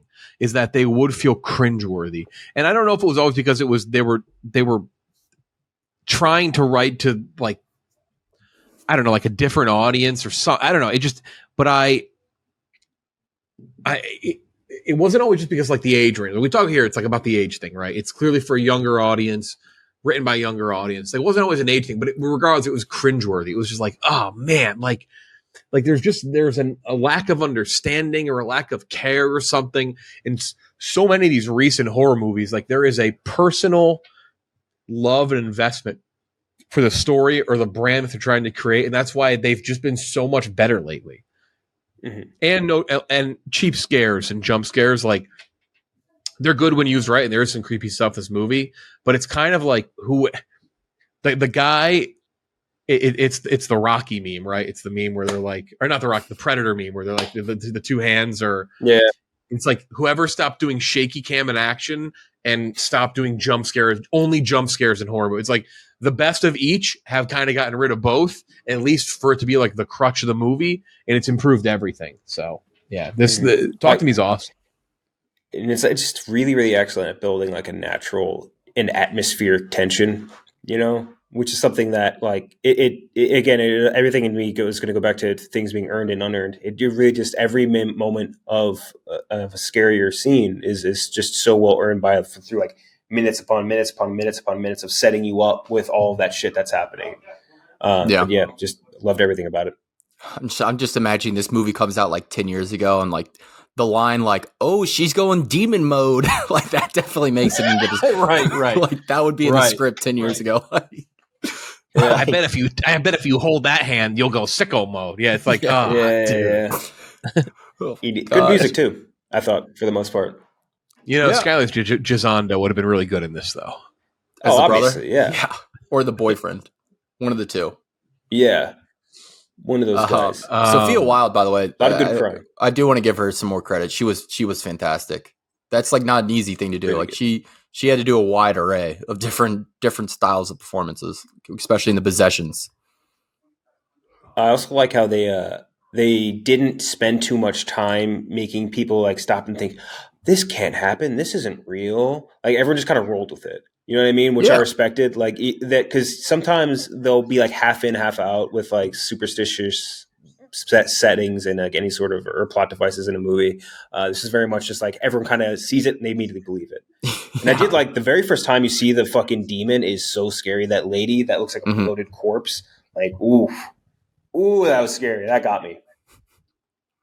They're like, let's go figure out how this thing works. Let's ask Duckett's brother. Which Duckett? What an Australian name. And he's just like, I don't know. That shit's he's like, I don't know. That shit's fucked up. I don't want it. Like he didn't give him any answers. Yeah, which like in any other movie that turns into like Final Destination or whatever, where like they're along with you for the entire ride, but he's just like, I don't know, get away from me. Just like fuck that. Yeah, that was funny. But the fuck, I need to find the actor's name. But the Maori actor I thought was very funny as well. He was hysterical. Every line he had made me laugh. I would just highly suggest you go see this in theaters. Check out They Clone Tyrone on Netflix. This one's doing pretty well for what it is. Again, made its money back and more, and hopefully kind of gets through like the viral space. Why can't this get the viral push that fucking that Terrifier 2 got? It's a good question. Because that movie stunk. Because they don't skin someone alive and dump salt all over them. It's like, see, that's what I'm talking about. Where it's it's that gore was like it looked good, but it's like you're not using it well. Like this was used well. Like you got to use it sparingly, or else you just at some point throw your hands in the air and you're like, I don't give a fuck about this. Yeah, that movie was like, it was like I don't know how to explain it exactly, but it basically people wanted to watch like Snuff on like Live Leak, but didn't want to feel bad about it. Basically, you know what I mean? Like I want to watch people get decapitated, but I don't want to think it's actually real. And like it's just it's okay. This is just Art the Clown. It's Art the Clown. We're okay. We're like the clown diarrhea scene. It's just Art. Art the Clown. Yeah, it's just Art the Clown. Don't worry. Yeah, fuck that movie. And if you don't like it, you just don't get it. Good. You know what? Good. you don't get it, and you don't support the horror community if you don't like Terrifier 2. Like, I guess I don't know. They Clone Tyrone and talk to me. Check them out. Good horror. Sorry. All right. So the Teenage Mutant Ninja Turtles movie we're going to do for our last review. We may throw like an old movie in there or something. Our last podcast we're going to do our hottest takes from the last like 6 years of movies or whatever. By the way, we've been doing this podcast for 6 years this month, not 5. The Last Jedi came out in 2017. We reviewed Last Jedi, and that's what started this podcast. So I don't know why I said 5. It's been 6 years. So we can, when we do our draft, we can go back to movies from August of 2017. But maybe we might be funny to go back and rewatch like Transformers: The Last Night one more time. see an Anthony Hopkins banger. And of course later in the week we'll have our interview with Ice Cube. This show is sponsored by BetterHelp. Times are changing. End of the summer is always a tough time. You transition in the fall. Maybe you're moving, maybe you're changing places, climates, locations, making tough decisions. Sometimes in life, you're faced with those choices and the path forward, not always clear, but there's a clear solution for a potential way to talk about things and to get better. That is BetterHelp. Whether you're dealing with decisions around career, relationships, anything else, therapy helps you stay connected to what you really want while you navigate your life. Trusting yourself to make decisions that align with your values. Practicing talking to people and discussing things is great. And BetterHelp offers an easy way to do that without having to see people, without having to speak to people. You can do it on chat. You can do it on video. You don't got to go into the office. You don't got to drive somewhere, take the subway, walk. You're thinking about starting therapy, BetterHelp is a great way to try it. BetterHelp, BETTER help.com/lights. Get 10% off your first month. That's BetterHelp, HELP.com/lights. Fill out a brief questionnaire to get matched with a licensed therapist, and you can switch whenever you want. Don't feel shackled to have to stay with, that person you don't like or all of that. You can do it on chat. You can do it on video. Significantly easier than the old archaic way. BetterHelp, a great solution. All right, a draft here to end it. Favorite movie. So this is going to be since August 2017, so last 6 years. Favorite movie, worst movie, underrated movie, favorite performance, and favorite director. And the director is for one single movie, so a director can be picked multiple times. Let's go to a randomizer here for the draft order. Anything up for grabs. Worst movies may be the hardest pick, I think, for me. There's been some bad fucking movies. We reviewed some bad fucking movies in this podcast. Some all-time just absolute clunkers. Would you consider Money Plane to be on that list, or do we have too much of an enjoyment of Money Plane? Emmanuel Grouch III. I was going to say, Money Plane has redeeming qualities to it. There's a lot of movies out there that don't. All right, here we go. Justice, Farce Wars. I can't really see it. We'll do randomize. Ken, Jack, Gooch, and Jeff. Can't see it. Camera's not focusing on it. Ken, Jack, Gooch, and then myself is the order. All right. Here we go. Ken, Jack, what are you going to go with first? We can go in any order we want, right? So, this is hard. It's hard to try and pick what I want to get first, to be honest. Don't know if I'll get him back or any of these movies back. This is hard. Like, there's 3 movies that I know are like my favorite, but I also think are the best. There's one movie that I think is my number one favorite that won't get picked anyway, but I think I'm just going to grab it anyway. Death of Stalin. Death of Stalin, which we have reviewed before. I think that is for best movie. Or favorite movie, rather. Sorry, not best movie. I think that it is one of my favorite movies. Like, when I was on Hulu yesterday, I was going to try and watch part of the Futurama Revival. Like, I saw it was on streaming, and I was elated. Like, because that movie, I could rewatch it a million times, and I will laugh a million times. It is just so good, so brilliantly acted across the board too. Fucking banger script from obviously the mind of Veep, and I love that movie. That's one of my favorites that I've watched since we reviewed by far. And obviously there's other, without tipping picks, like the ones that I think are better movies overall. But as far as like favorites go, like ones I want to just sit down and rewatch all the time, like that's gonna be Death of Stalin for me. All right, Death of Stalin. To me, that's a great pick. I mean, probably would you say best comedy that we've reviewed? If you, I think so. Yeah. Because I wouldn't even consider. I think that is a pure comedy. Like, would you consider a pure comedy or just a dramedy? I mean, it's probably a dramedy, but like if you pull the dramedies and the pure comedies together, I think it's the best. I think it's more of a comedy than a dramedy. Like dark comedy, sure, but like I would consider it more of a comedy than anything else. All right, Gooch. So this is a draft. So like once something's off the board, it can't be taken again, right? Yeah. Have you ever seen a draft before? No, I haven't. I didn't know if this is a ranking or a draft. You're like the most draft obsessed guy of all time. Yeah, of course I am. Then I'm going to take Blade Runner 2049 before you can take it, Jeffrey. It's my best movie. That wouldn't be my pick. That's not my number one pick. It's for favorite. Whatever. Yeah. It is my favorite. Yeah, I mean, a great pick. We've talked about the movie ad nauseum on here. I love it. I love every minute of it. I can watch it with the fucking sound off at this point and still love it. Just incredible, top to bottom. Denis Villeneuve knocked it out of the park. Should have made $1 billion. Unfortunately, it was a bit of a flop. But I mean, made nothing. I can't believe it didn't make all of its money back with that DQ tie-in. Yeah, forgot about that. Yeah, I mean, it's just like one of those. I think it was an instant classic. The second I saw it, it's one of those movies I pray that they bring it back to theaters instead of they bring back the most random movies now. I don't know if you guys saw they're doing a Shiva Baby world tour, which I like Shiva Baby. What? Oh yeah, it's good. I love Shiva movie. Baby. I didn't realize that they were doing that though. Not a movie that needs to come back to theaters. Blade Runner 2049. No. I would see that every 3 months in theaters. If they put it in theaters for a weekend every 3 months, I'd go back and watch it every single time. Just incredible. Yeah, it's probably, I'd have to say, in terms of like seeing on a big, like it is probably one of the most stunning visual things I've ever seen in a movie. Like it was almost like, I don't mean in a negative way, but almost detrimental to seeing the movie. Like it was almost to a point where I'm like, holy shit, like I gotta pay more.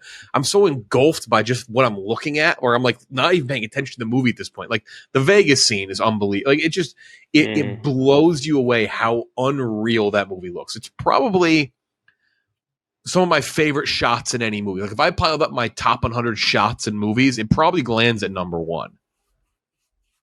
Yeah, it would probably be number one in terms of like if I plucked from that. Favorite for me, tough. Between probably two movies for favorite. Once Upon a Time in Hollywood, I love, but I'm gonna go Mission Impossible Fallout.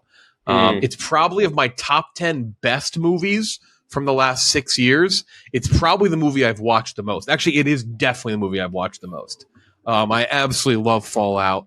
We are the biggest Fallout fan podcast there is. I know there's like Mission Impossible podcast, but like, come on, nobody like Fallout quite like us. Unreal trailers, and we talk like you talk about Oppenheimer. At least for us, or maybe for me, I'll speak for myself. By the way, I could see Oppenheimer like 3 more times. I'm excited to see it again this week. There's not many movies that like exceed your hype or expectations. Fallout like exceeded hype and expectations for us. I've seen it 100 times. If I'm like doing work on a plane and it's on the plane seat, I'll even just put it on the plane without audio. I'll just have it up just to see it, just to look at it. Like if I got to focus and do work, but like, all right, fuck it. I just want to see it in the background. Mission Impossible Fallout. Favorite director? Tough. I'll go director next. I'll go. Maybe I'm giving Ken Jack one for later, but I'm gonna go Tarantino for Once Upon a Time in Hollywood. It is. I'm gonna leave the big man off the board because there's a movie that came out that same year that I have rated the same exact thing, 98 out of 100. But I just love, like, there's so much in Once Upon a Time in Hollywood that is just Tarantino's love for movies that makes me just enjoy it so much. Like there's just every bit of his like heart and soul and what he loves about the cinema is just on the screen Once Upon a Time in Hollywood. And that's another one that I could endlessly rewatch. It's a fucking blast in so many ways. Great performances. So I'll go Tarantino Once Upon a Time in Hollywood for my favorite director of the last 6 years. Directorial job the last 6 years. I'm Gooch. I'm so happy you guys like Once Upon a Time in Hollywood because there's a lot of people out there who don't like it, and I get so mad. I love the movie's so good. I think it's top 3 Tarantino, which is like about as nice of a compliment as you can give to a movie. I kind of get, compared to Oppenheimer for a second, like I kind of get if like you're a big Inception guy or Interstellar or Dark Knight and you don't love Oppenheimer because it is so different than everything else like Nolan's done because it's based on a true all that. But like Once Upon a Time in Hollywood, like I don't know, it's still got all the beats that you would like. It's not as violent start to finish, but like it's got all the beats of Tarantino where it's like, I don't know, like it's always been odd to me that some people haven't loved it. Yeah. It's clearly a Tarantino script. Like there's so many things in there. Oh yeah. Like don't cry in front of the Mexicans. Oh, yeah. the scene with Brad Pitt and the Bruce Lee alone is just unfucking-believably funny. If anybody kills anybody, it's manslaughter. Yeah. Which is great. That's why it's called manslaughter. I'm going to go best director here too. There's a lot of like picks you could make here, and they're very justifiable. I'm going to go with kind of a different pick because I do think what they did for their genre, or at least their medium, is just groundbreaking, and you're clearly already feeling the effects of it. I'm going to go with Lord and Miller for Into the Spider-Verse. That's a movie that it comes along and it completely changes things. Like comes out of nowhere. It's fresh, inventive, working in the music, the animation style, telling a story that's been told a million times, but still finding a fresh way to do it. Very impressive. And I don't think people in animation Are get we enough. allowed to give it to you because they didn't technically direct the movie? Yeah, they did. No, they didn't direct Spider-Verse. It was that other crew. They wrote and produced it. Yeah, no, they didn't. They didn't direct Spider-Verse. They wrote and produced it. You're gonna have to repick. Our website is wrong. I think he loses the pick. Our website's wrong. The pick. We got to fix I know what it says on our website. But I know like they're not like, yeah. Okay, can I pick something else? Yeah. Actually, our website is we couldn't update the website. We actually this got brought up when the new movie came out because we talked to Jake Johnson and he actually noted, he's like, oh, because they're not. He noted like the actual directors. All right, pick again. What if I just like Ken Jack pick it? I'm like, yeah, Ken Jack. What if I pick another one that didn't direct?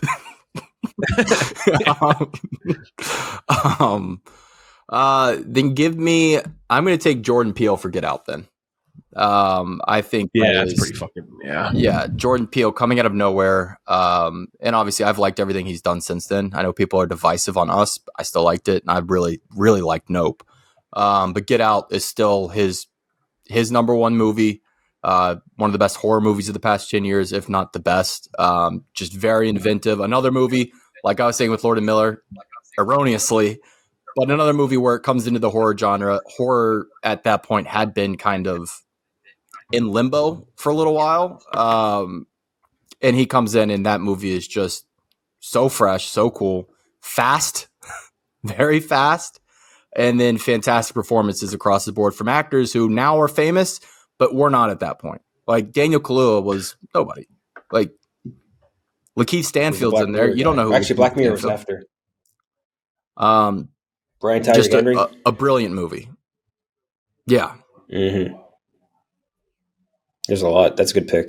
And Jordan Peele is like, he's in this new age of directors where it's like that is a name brand. He's already through 3 movies. He's reached that status of you're going to go see the new Jordan Peele movie. Like, very impressive stuff. Mm-hmm. All right, back to back Ken Jack. I think your mic disconnected. Let's do. I'll get Bong Joon-ho off the board. I mean, it's Bong Joon-ho. I think is a good pick here. Well, beyond the fact that he directed like a 100 out of 100 movie for me in Parasite, he is just in general, like every movie he's made has been insane. And like I think even Okja, which people weren't high on, like I thought was amazing. He's going to blow our doors off with Mickey 7. But like Parasite, the job he did with Parasite is so fucking impressive because not only is it extremely like it's something that resonates very specifically for the South Korean community and all of that, but it resonated very heavily with American audiences, audiences worldwide. Like it was a movie that everyone saw and more or less like ubiquitously loved. Like people go ahead and call it like overrated after it won Oscars and all that, I'm sure. But like it is just such a good movie and he's brilliant. There's so many shots in that are fucking gorgeous. I bought his storyboard copy for the entire movie. It's insane going through like his notes and like all of his just kind of like thought processes trying to like set scenes up. And he's a fucking genius, man. He's just a genius filmmaker and just a badass. He's a great personality. He's hilarious. He's the fucking man. That's the other thing too. Yeah, exactly. Super funny. Him making the Oscars kiss on like after it's very funny. Yeah. Right. There are so many like directors and stuff, and like they're awesome. But like some of them are like there's just that Hollywood-ishness to them where you're like, they're kind of fucking like not dorks, but like they're kind of like douchebags, or like there's just like this vibe. You're like, they're so robotic. Bong Joon-ho's just the man. Like he's just awesome. It's a good time. Dude, I'm so excited for Mickey 7. That next movie he's doing with like, Robert Pattinson. Oh, yeah, combination of like our favorite things, Bong Joon-ho and Robert Pattinson. Okay, so best or favorite director there. I'll do for favorite performance. There's a lot of really good performances from the last years, and you can call this recency bias or whatever. But I'll get Mia Goth from Pearl. Mia Goth and Pearl, I think, was so unbelievably slept on in obviously Oscar season in a disgusting manner by the Academy. It is an incredible job. Whatever you think of the movie, like I wouldn't fault you one way or another. But that she carries that movie on her back, and she is just so excellent. Every scene is what it is because of what she does to it. And that closing, like they're not totally closing, but like that 7 minute like monologue is unbelievable. It is insane. No breaks, no nothing. And obviously we interviewed Ty West, like she did on the fourth take, like just nailed it. Just an incredible, really, really, really fascinating job by her in that movie, and just it was fantastic. So I'll go with Goth. Yeah, no, I considered Goth there too. Also, like people are pushing for Sophia Wilde and Talk to Me already. They're like, hope she gets a nom at this year's Oscars. If Mia Goth didn't get one, I'm sorry. There's just no chance. Yeah, no chance. You're not going to get like a genre gimme like someone would get, like a specific actor would get later. For underrated, the real question is how underrated should we go here? Because there are movies. It's tough. I think we should say underappreciated. I think that should be. We'll say underappreciated. I like that. That's a good call. Yeah, because there's movies like Wind River obviously doesn't have a massive like base of like people who have seen it outside of like probably our age group, like men in our age group. But I do feel like it's not necessarily underrated, if that makes sense. You could say, maybe even underappreciated would be wrong with Wind River, because everyone that has seen it appreciates it a shit ton, and I think I got a really good second run on Netflix. Like here, I'll give you an example, one that I didn't think counted. Like Dolomite Is My Name is one that I looked at. Like I love Dolomite Is My Name is awesome, but like really high critic score. Can you see me? Okay, really high critic score, really high audience score. He got a Globe nomination. Like I could be kind of weird to say it's like it may be underappreciated, but like I just didn't think that counted. Like it'd be kind of cheap. All right, I'm gonna come back to that one then.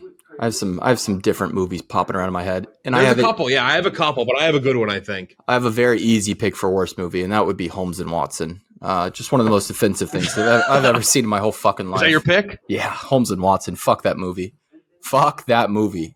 Just I've never seen something try to be so funny and be not funny. It's trying so hard to be funny, and it just isn't at any point. Like there's a joke every 30 seconds, and none of them hit. And everyone is bad. They're so bad. Oh. You knew you could sum that movie up by how bad a job they did with like the slow motion scene when they're fighting. Oh, LA Wi-Fi. Am I good? Can you see me? Yeah. Yeah. Now I got you. I disconnect this mic. Just gonna get fucked everything up. You can tell just by the slow motion scene when they're fighting in the boxing ring. It's like the fact that they couldn't make that funny. That was it. That was it. If you can't parody that well, give up. Move on to a different project. That movie, it's the only DMCA we've ever had on, like the only DMCA on our account, copyright strike, like a strike. Right. Like the LCB Twitter got in trouble for it, and like you can't do that again. Was the Holmes and Watson poster, the fucking poster, not a clip. I keep freezing. It's funny because his Iron Man thing keeps freezing. Gloria Sanchez productions have silenced Jeff. Hold on, I'm gonna drop out. Hold on. Is that Gloria Sanchez or was it? What is it? It wasn't Gary Sanchez. Gary Sanchez. Yes, sorry. Wait, but there is a Gloria Sanchez, right? But that's the one that did the female-centric ones. Yeah, I think so. Am I crazy for thinking that? No, I think you're right. But you're dead on with Holmes and Watson, regardless, because the more. Or there's even more. I don't know if you're going to have to cut this regardless to make this fit into boxes, but okay. So I think what's very interesting about the case of Holmes and Watson is that it was combining two actors that we know had really good chemistry from one of our favorite Lifetime comedies, and not comedy that's on Lifetime, like just from our Lifetime, like generational comedies. And obviously Adam McKay, loose involvement like that. It should have been sort of a home run, like just on paper like that. You think like that's going to work. And man, did it just fucking stink. They had the balls to release this movie at fucking Christmas. Like, you know how much like a studio has to have confidence in a movie to release it at Christmas? knowing that people are going to go watch it. Like, no matter what you put out at Christmas, people are going to see your movie if you release it during the holidays. And they put that right in front of fucking America's face and said, watch this shit. Oh, that's right. This is directed by Ethan Coen, not Ethan Coen. I forgot about that. Oh, it's funny because the writers credit Ethan Coen, Arthur Conan Doyle, and Arthur Conan Doyle. Yeah, one of our favorite things from that last episode of Long Take. Oh my gosh! See what other Homer has like a 50. He's got 316 credits. Let's see if there's anything weird.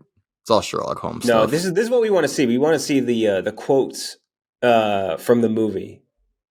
A bit of cocaine is great in the morning. This is so bad. No wonder my room always smells like fish pie and swamp. Oh boy. Even if you don't need the context to know that's not funny. Holy shit. Sure. Something about stomach influenza and shaking hands with a prostitute? Sony tried. This is how bad this movie was. This is in the trivia section. Uh-huh. According to Deadline, after disastrous test screenings, Sony attempted to sell the film to Netflix, who declined. Wow, that's how you know they were down bad. Even Netflix was like, no, this is a piece of shit. We will not have this. Apparently, dude, that run of Jeff, apparently the Sony tried to sell Holmes and Watson to Netflix. Netflix wouldn't even buy it. It's truly like just one of the worst things I've ever seen. I went with one of our coworkers, Nate, and he's like, come on, that's like had a couple laughs. I'm like, dude, no. He's like, I know, it was pretty bad. He's like, you didn't laugh like once. I go, no, not even a pity laugh. This is unbelievably bad movie. This is so mean.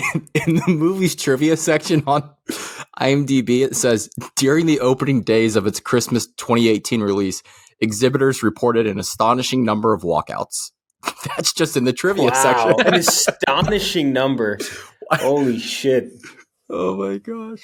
It's not even a stat. It's like so unnecessary, but true.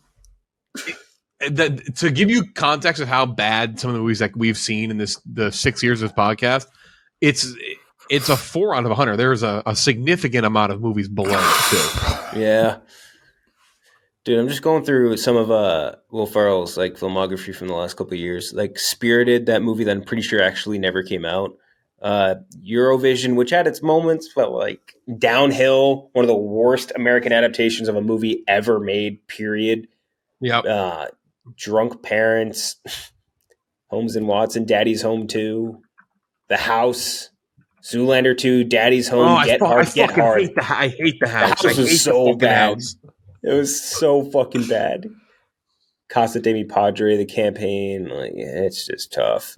I will say the one funny part, because Daddy's Home 2 came on after I watched something on Paramount Plus, forget what, that when John Lithgow comes down the stairs and starts like kissing Will Ferrell and like and they're like, yeah, that's what sons and dads do. Like that part still makes me laugh. Nothing else in that movie really does anything for me though. All right, so Holmes and Watson off the board. Unfortunately, you guys can no longer take it. Yeah, I gave it a 4. I can't call it the worst. It's just 4 times higher than it should have been. You're up, Mr. Lowe. No, I think. Wait. Yeah, that's right. So back to me. I'll go worst as well. There's a couple. I've given out 1, 2, 3, 7 zeros since we started this podcast. But there's this. I wouldn't, if I had to pick the worst, it wouldn't be. It's the 4th worst. And I hope there's one that Ken Jack picks. I hope Ken Jack's worst is the one that I expect him to pick. But I have to go with the wrong Missy. A fucking 0 out of 100. Yeah. One of the most. The Wrong Missy is, I think, truly the most annoying movie I've ever watched in my life. I've never been more annoyed by. I forgot I gave. Hellstar. Hold on, I forgot I gave the Selma Hayek Owen Wilson movie Bliss a 0 out of 100. So bad. Terrible movie. Yeah, the Hellstar scene in Wrong Missy is the single most annoying scene I've ever seen in a movie. I hate that movie so much, and I don't hate Lauren Lapkus, but it is the most.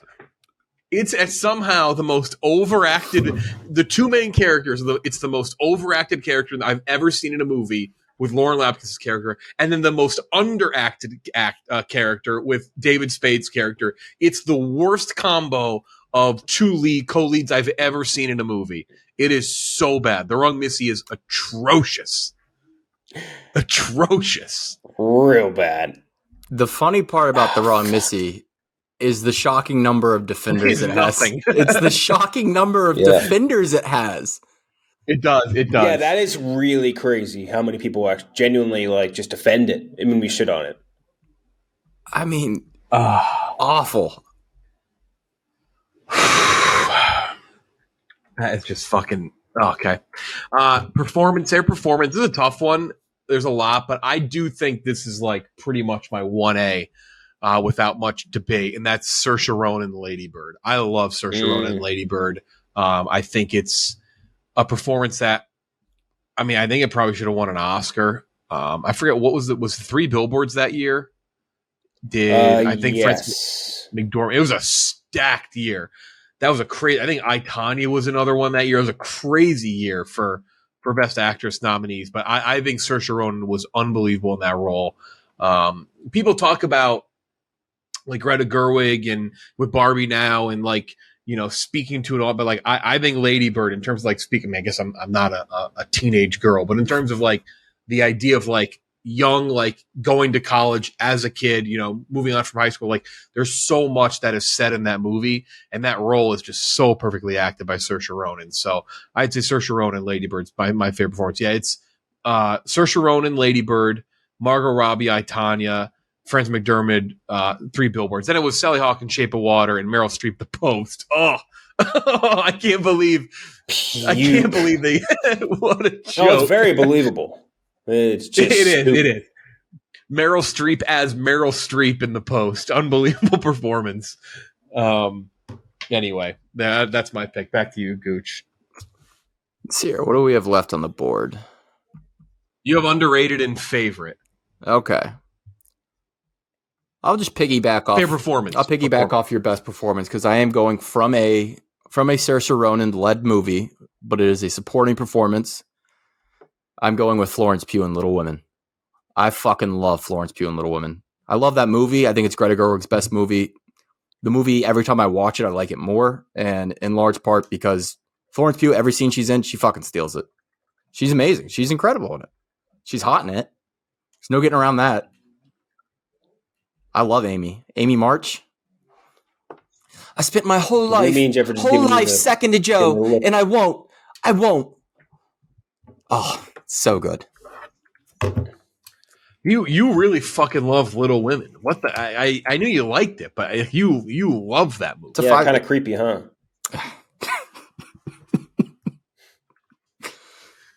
Chris Hansen gonna need to sit you down, buddy. They're women. The title is Little Women. It's not Little Girls. God damn it.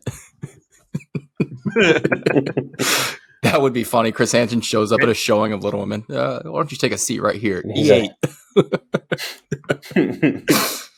Seat. No, I mean, okay. Surprise. I Little Women for me is the definition of just some periods I can't do.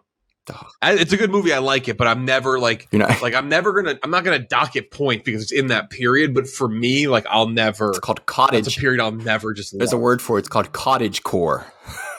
Yeah, no, you're right. He's correct. That is real. I love it. Yuck. Ken Jack, you have underrated. I guess we all have underrated movie left. I'm interested here. Underrated and worst I have left, right? And these are my last two. Yeah. I'll get worst out of the way, and it'll be Dad Boat.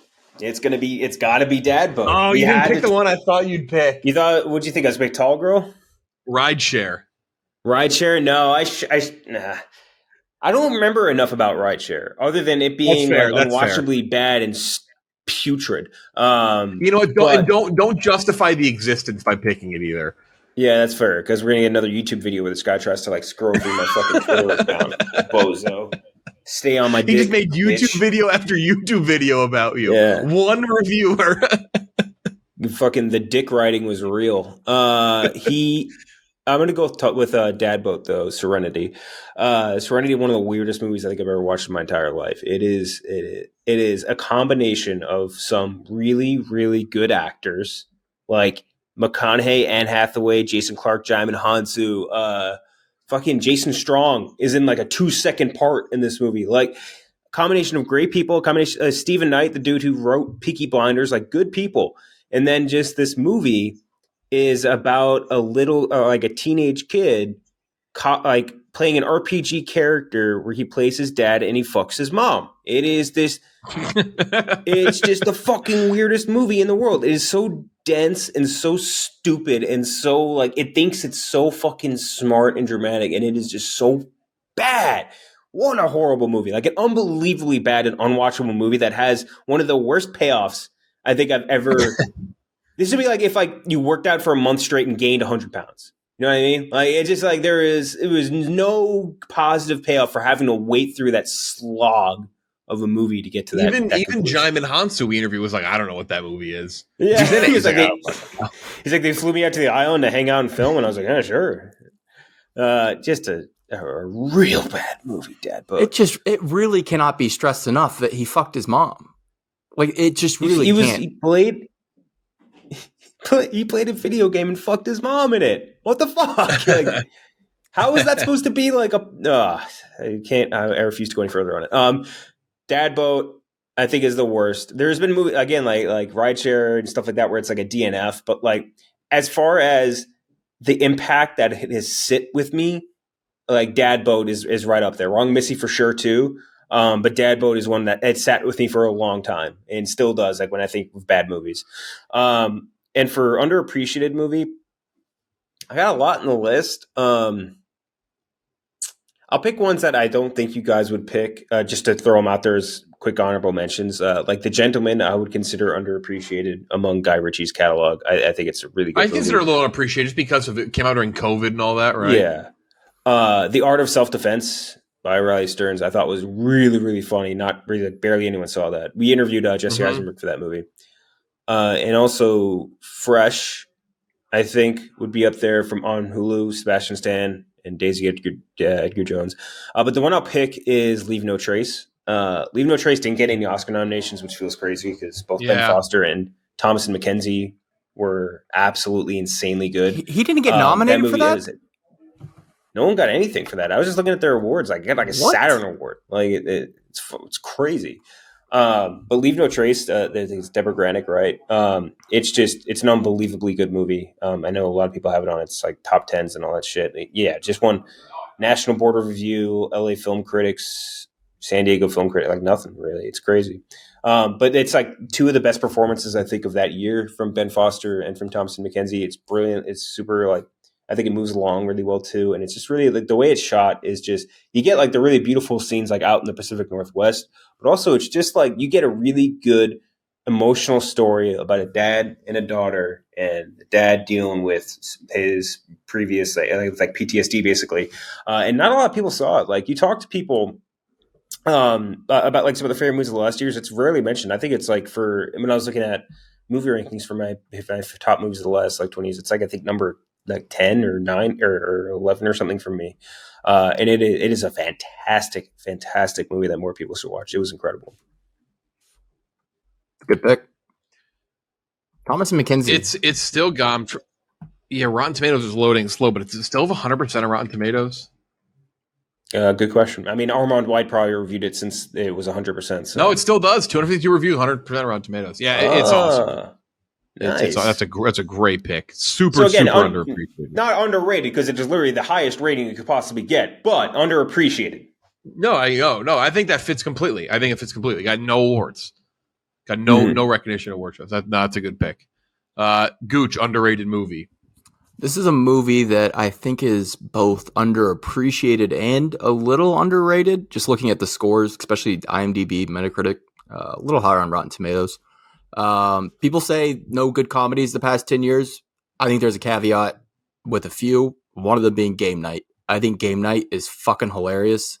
A movie that on rewatch, even funnier. Like everything just really works for it. Like the running gags work, the bits work, all the chemistry between the characters, the way they play off of each other. It works. Like it's just one of those movies you didn't know what to expect going in, and you probably expected it was going to be shit because comedy is just what it is right now, even though it's making a bit of a comeback.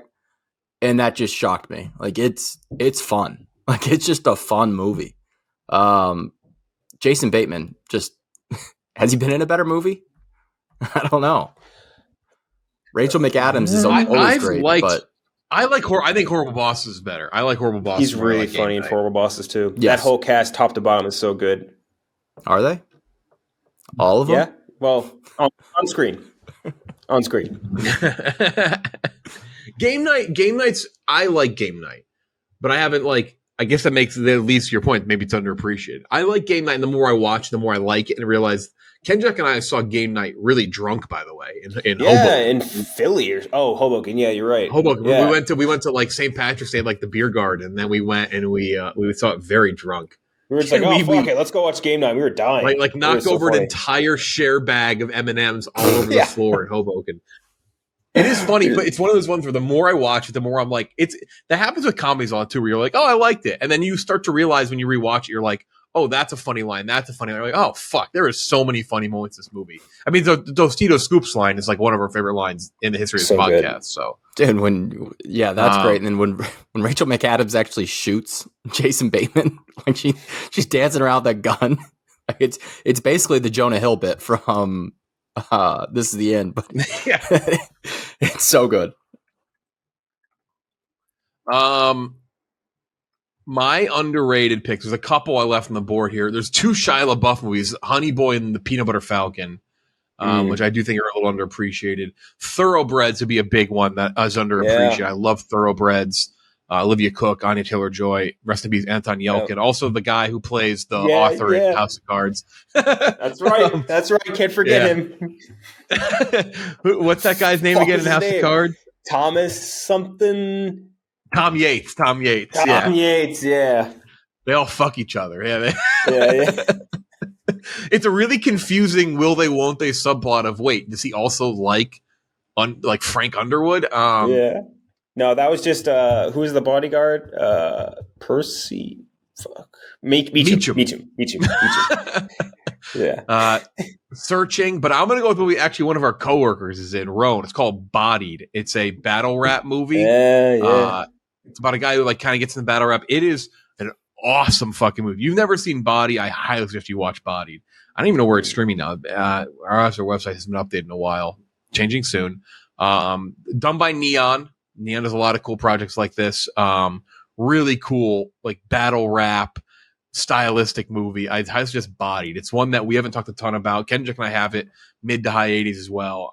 So I'd say Bodied, super underappreciated movie in the last 6 years. So, those are our lists. Those are our lists of underrated, best, favorite, worst movie. There's other worst movies, by the way, that I didn't mention. Bye Bye Man. Horrible. The Pee Pee Poo Poo Man. Bobblehead. Pee Pee Poo Poo Man. I forgot. The Bobbleheads movie. Obviously music. God, man, that one I wiped from my fucking memory forever. Holy shit! The Bobblehead movie. Do you know what that one is, Gooch? Are you talking about? Were you on the pod? Were you? Are you talking about Marwin? No. It was a movie about Bobbleheads. The movie. No, you weren't with us yet. Bobblehead's the movie. It was too early for the brand synergy movies. It was too early. It paved the way for Barbie. It starred Cher. Cher was in it. Oh, that fucking movie. Oh my God. I remember the trailers to that, and then Cher pops up. Cher comes out of nowhere in those trailers. There's some others though. Wish Upon, Gotti, Fantasy Island, Slender Man, Gotti, Leatherface. The Avengers of Justice Farce Wars, don't forget. With 9/11 Kevin. Brahms the Boy 2. Brahms the Boy 2. What happened to Brahms the Boy 1? Bobblehead. Avengers of Justice, the Farce War. 9/11 Kevin and Shawn Michaels were in that. It's just a bizarre, underratedly terrible movie, by the way, is The Hustle. The one with that's up on my list worst. Yeah. Kenjack and I gave it a combined 8 out of 200. The Circle. Horrendous movie. Terrible remake of Dirty Rotten Scoundrels. Just embarrassingly bad. I just like going through this, but these bottom list of ours on movie rankings is so fun. There's some bad fucking movie. Wish Upon was really bad. Oh, the Snowman. It's an incomplete movie. They just released a not finished movie. Tall Girl. Another underappreciated be Upgrade, by the way. That's Upgrade was really good. That was my first pick. And then I would have counted that. And then I was looking at the scores, and I was like, well, most people recognize it as a good movie, like a really good movie. That's fair. Yeah, that's fair. But that is a phenomenal movie. Cats has got to be up there. Artemis Fowl. Don't talk about my boy. Don't talk about my motherfucking boy, Mulch Diggums. Mulch Diggums. Fuck, I forgot his name. Oh my Ma. God. Oh, remember Ma? No, Ma is kind of funny. Yep. Mm-hmm. Ma was so bad. Oh, Holiday. That one stunk. Come on, dude. All right. You don't like Ma, dude? I know there's one more bad one. I know there's one more real bad stinker on this list. Mile 22. That one stunk real bad. Mile 22. Mile 22 was awkward because it was terrible. It just sponsored some Barstool stuff when we got on there. It's like, we didn't really talk about how horrible it was. That was the Ronda Rousey, right? Mile 22? Yes. Yeah. The bubble was atrocious. Oh. We reviewed, I think, obviously The Circle, Flatliners. Yeah. The first Purge. Or we know. Well, yes, but 1517 to Paris came out while we started. There's a really low-rated one on here from the Jizz Man. Though I hated it so much more than you did, though. What movie? The Binge. Oh, yeah, with the dick, right? The guy with his dick cut off, yeah. That one was not good. The Kitchen, I forgot about that, too. Oh, and the Home Alone. Oh, okay, Home Alone one. That one's got to be way near the top of our horrible list. We rated that too high. It's in like the 8 teens. Geostorm, Truth or Dare. Oh, God damn. Actually, Man. Another one that predated Gooch was maybe it was close though. You might have been around at that point. Thunder Force. Oh, fuck. With Melissa McCarthy and Octavia Spencer. Oh, and Bobby Cannavale. Yes. Jason Bateman has a lobster arm. Yeah. Lobster hands, yeah. Oh my God. All right. Jexy. Oh, do you remember that with Adam Devine? The Siri movie he made? Jexy? Oh yeah. Terrible. Oh, and Super Intelligence. That was the other Melissa McCarthy, Bobby Cannavale one that was really bad. You talking about Ken Griffey Jr.? Yeah. He was just Ken Griffey Jr. Because they wanted to establish that he was from Seattle, and so they just mentioned Ken Griffey Jr. 5,000 times. I love the kid, Ken Griffey Jr. That's something I classically love as a Seattle born and bred guy. Ken Griffey Jr. and the Fish Bucket. Morbius. Yeah. Oh my God. So we have another podcast later in the week. We're going to do futures. So pick future movies, not just next year, but projects in the future. Again, we will still have this podcast, just not in the traditional form. Apology if that really pisses you off, but we will still have our content. It'll be tied up and wrapped together once a week in a podcast, but that's not till another 2 weeks. So that's it for Ken, Jack, and Gooch. I'm Jeff. We'll talk to you next time.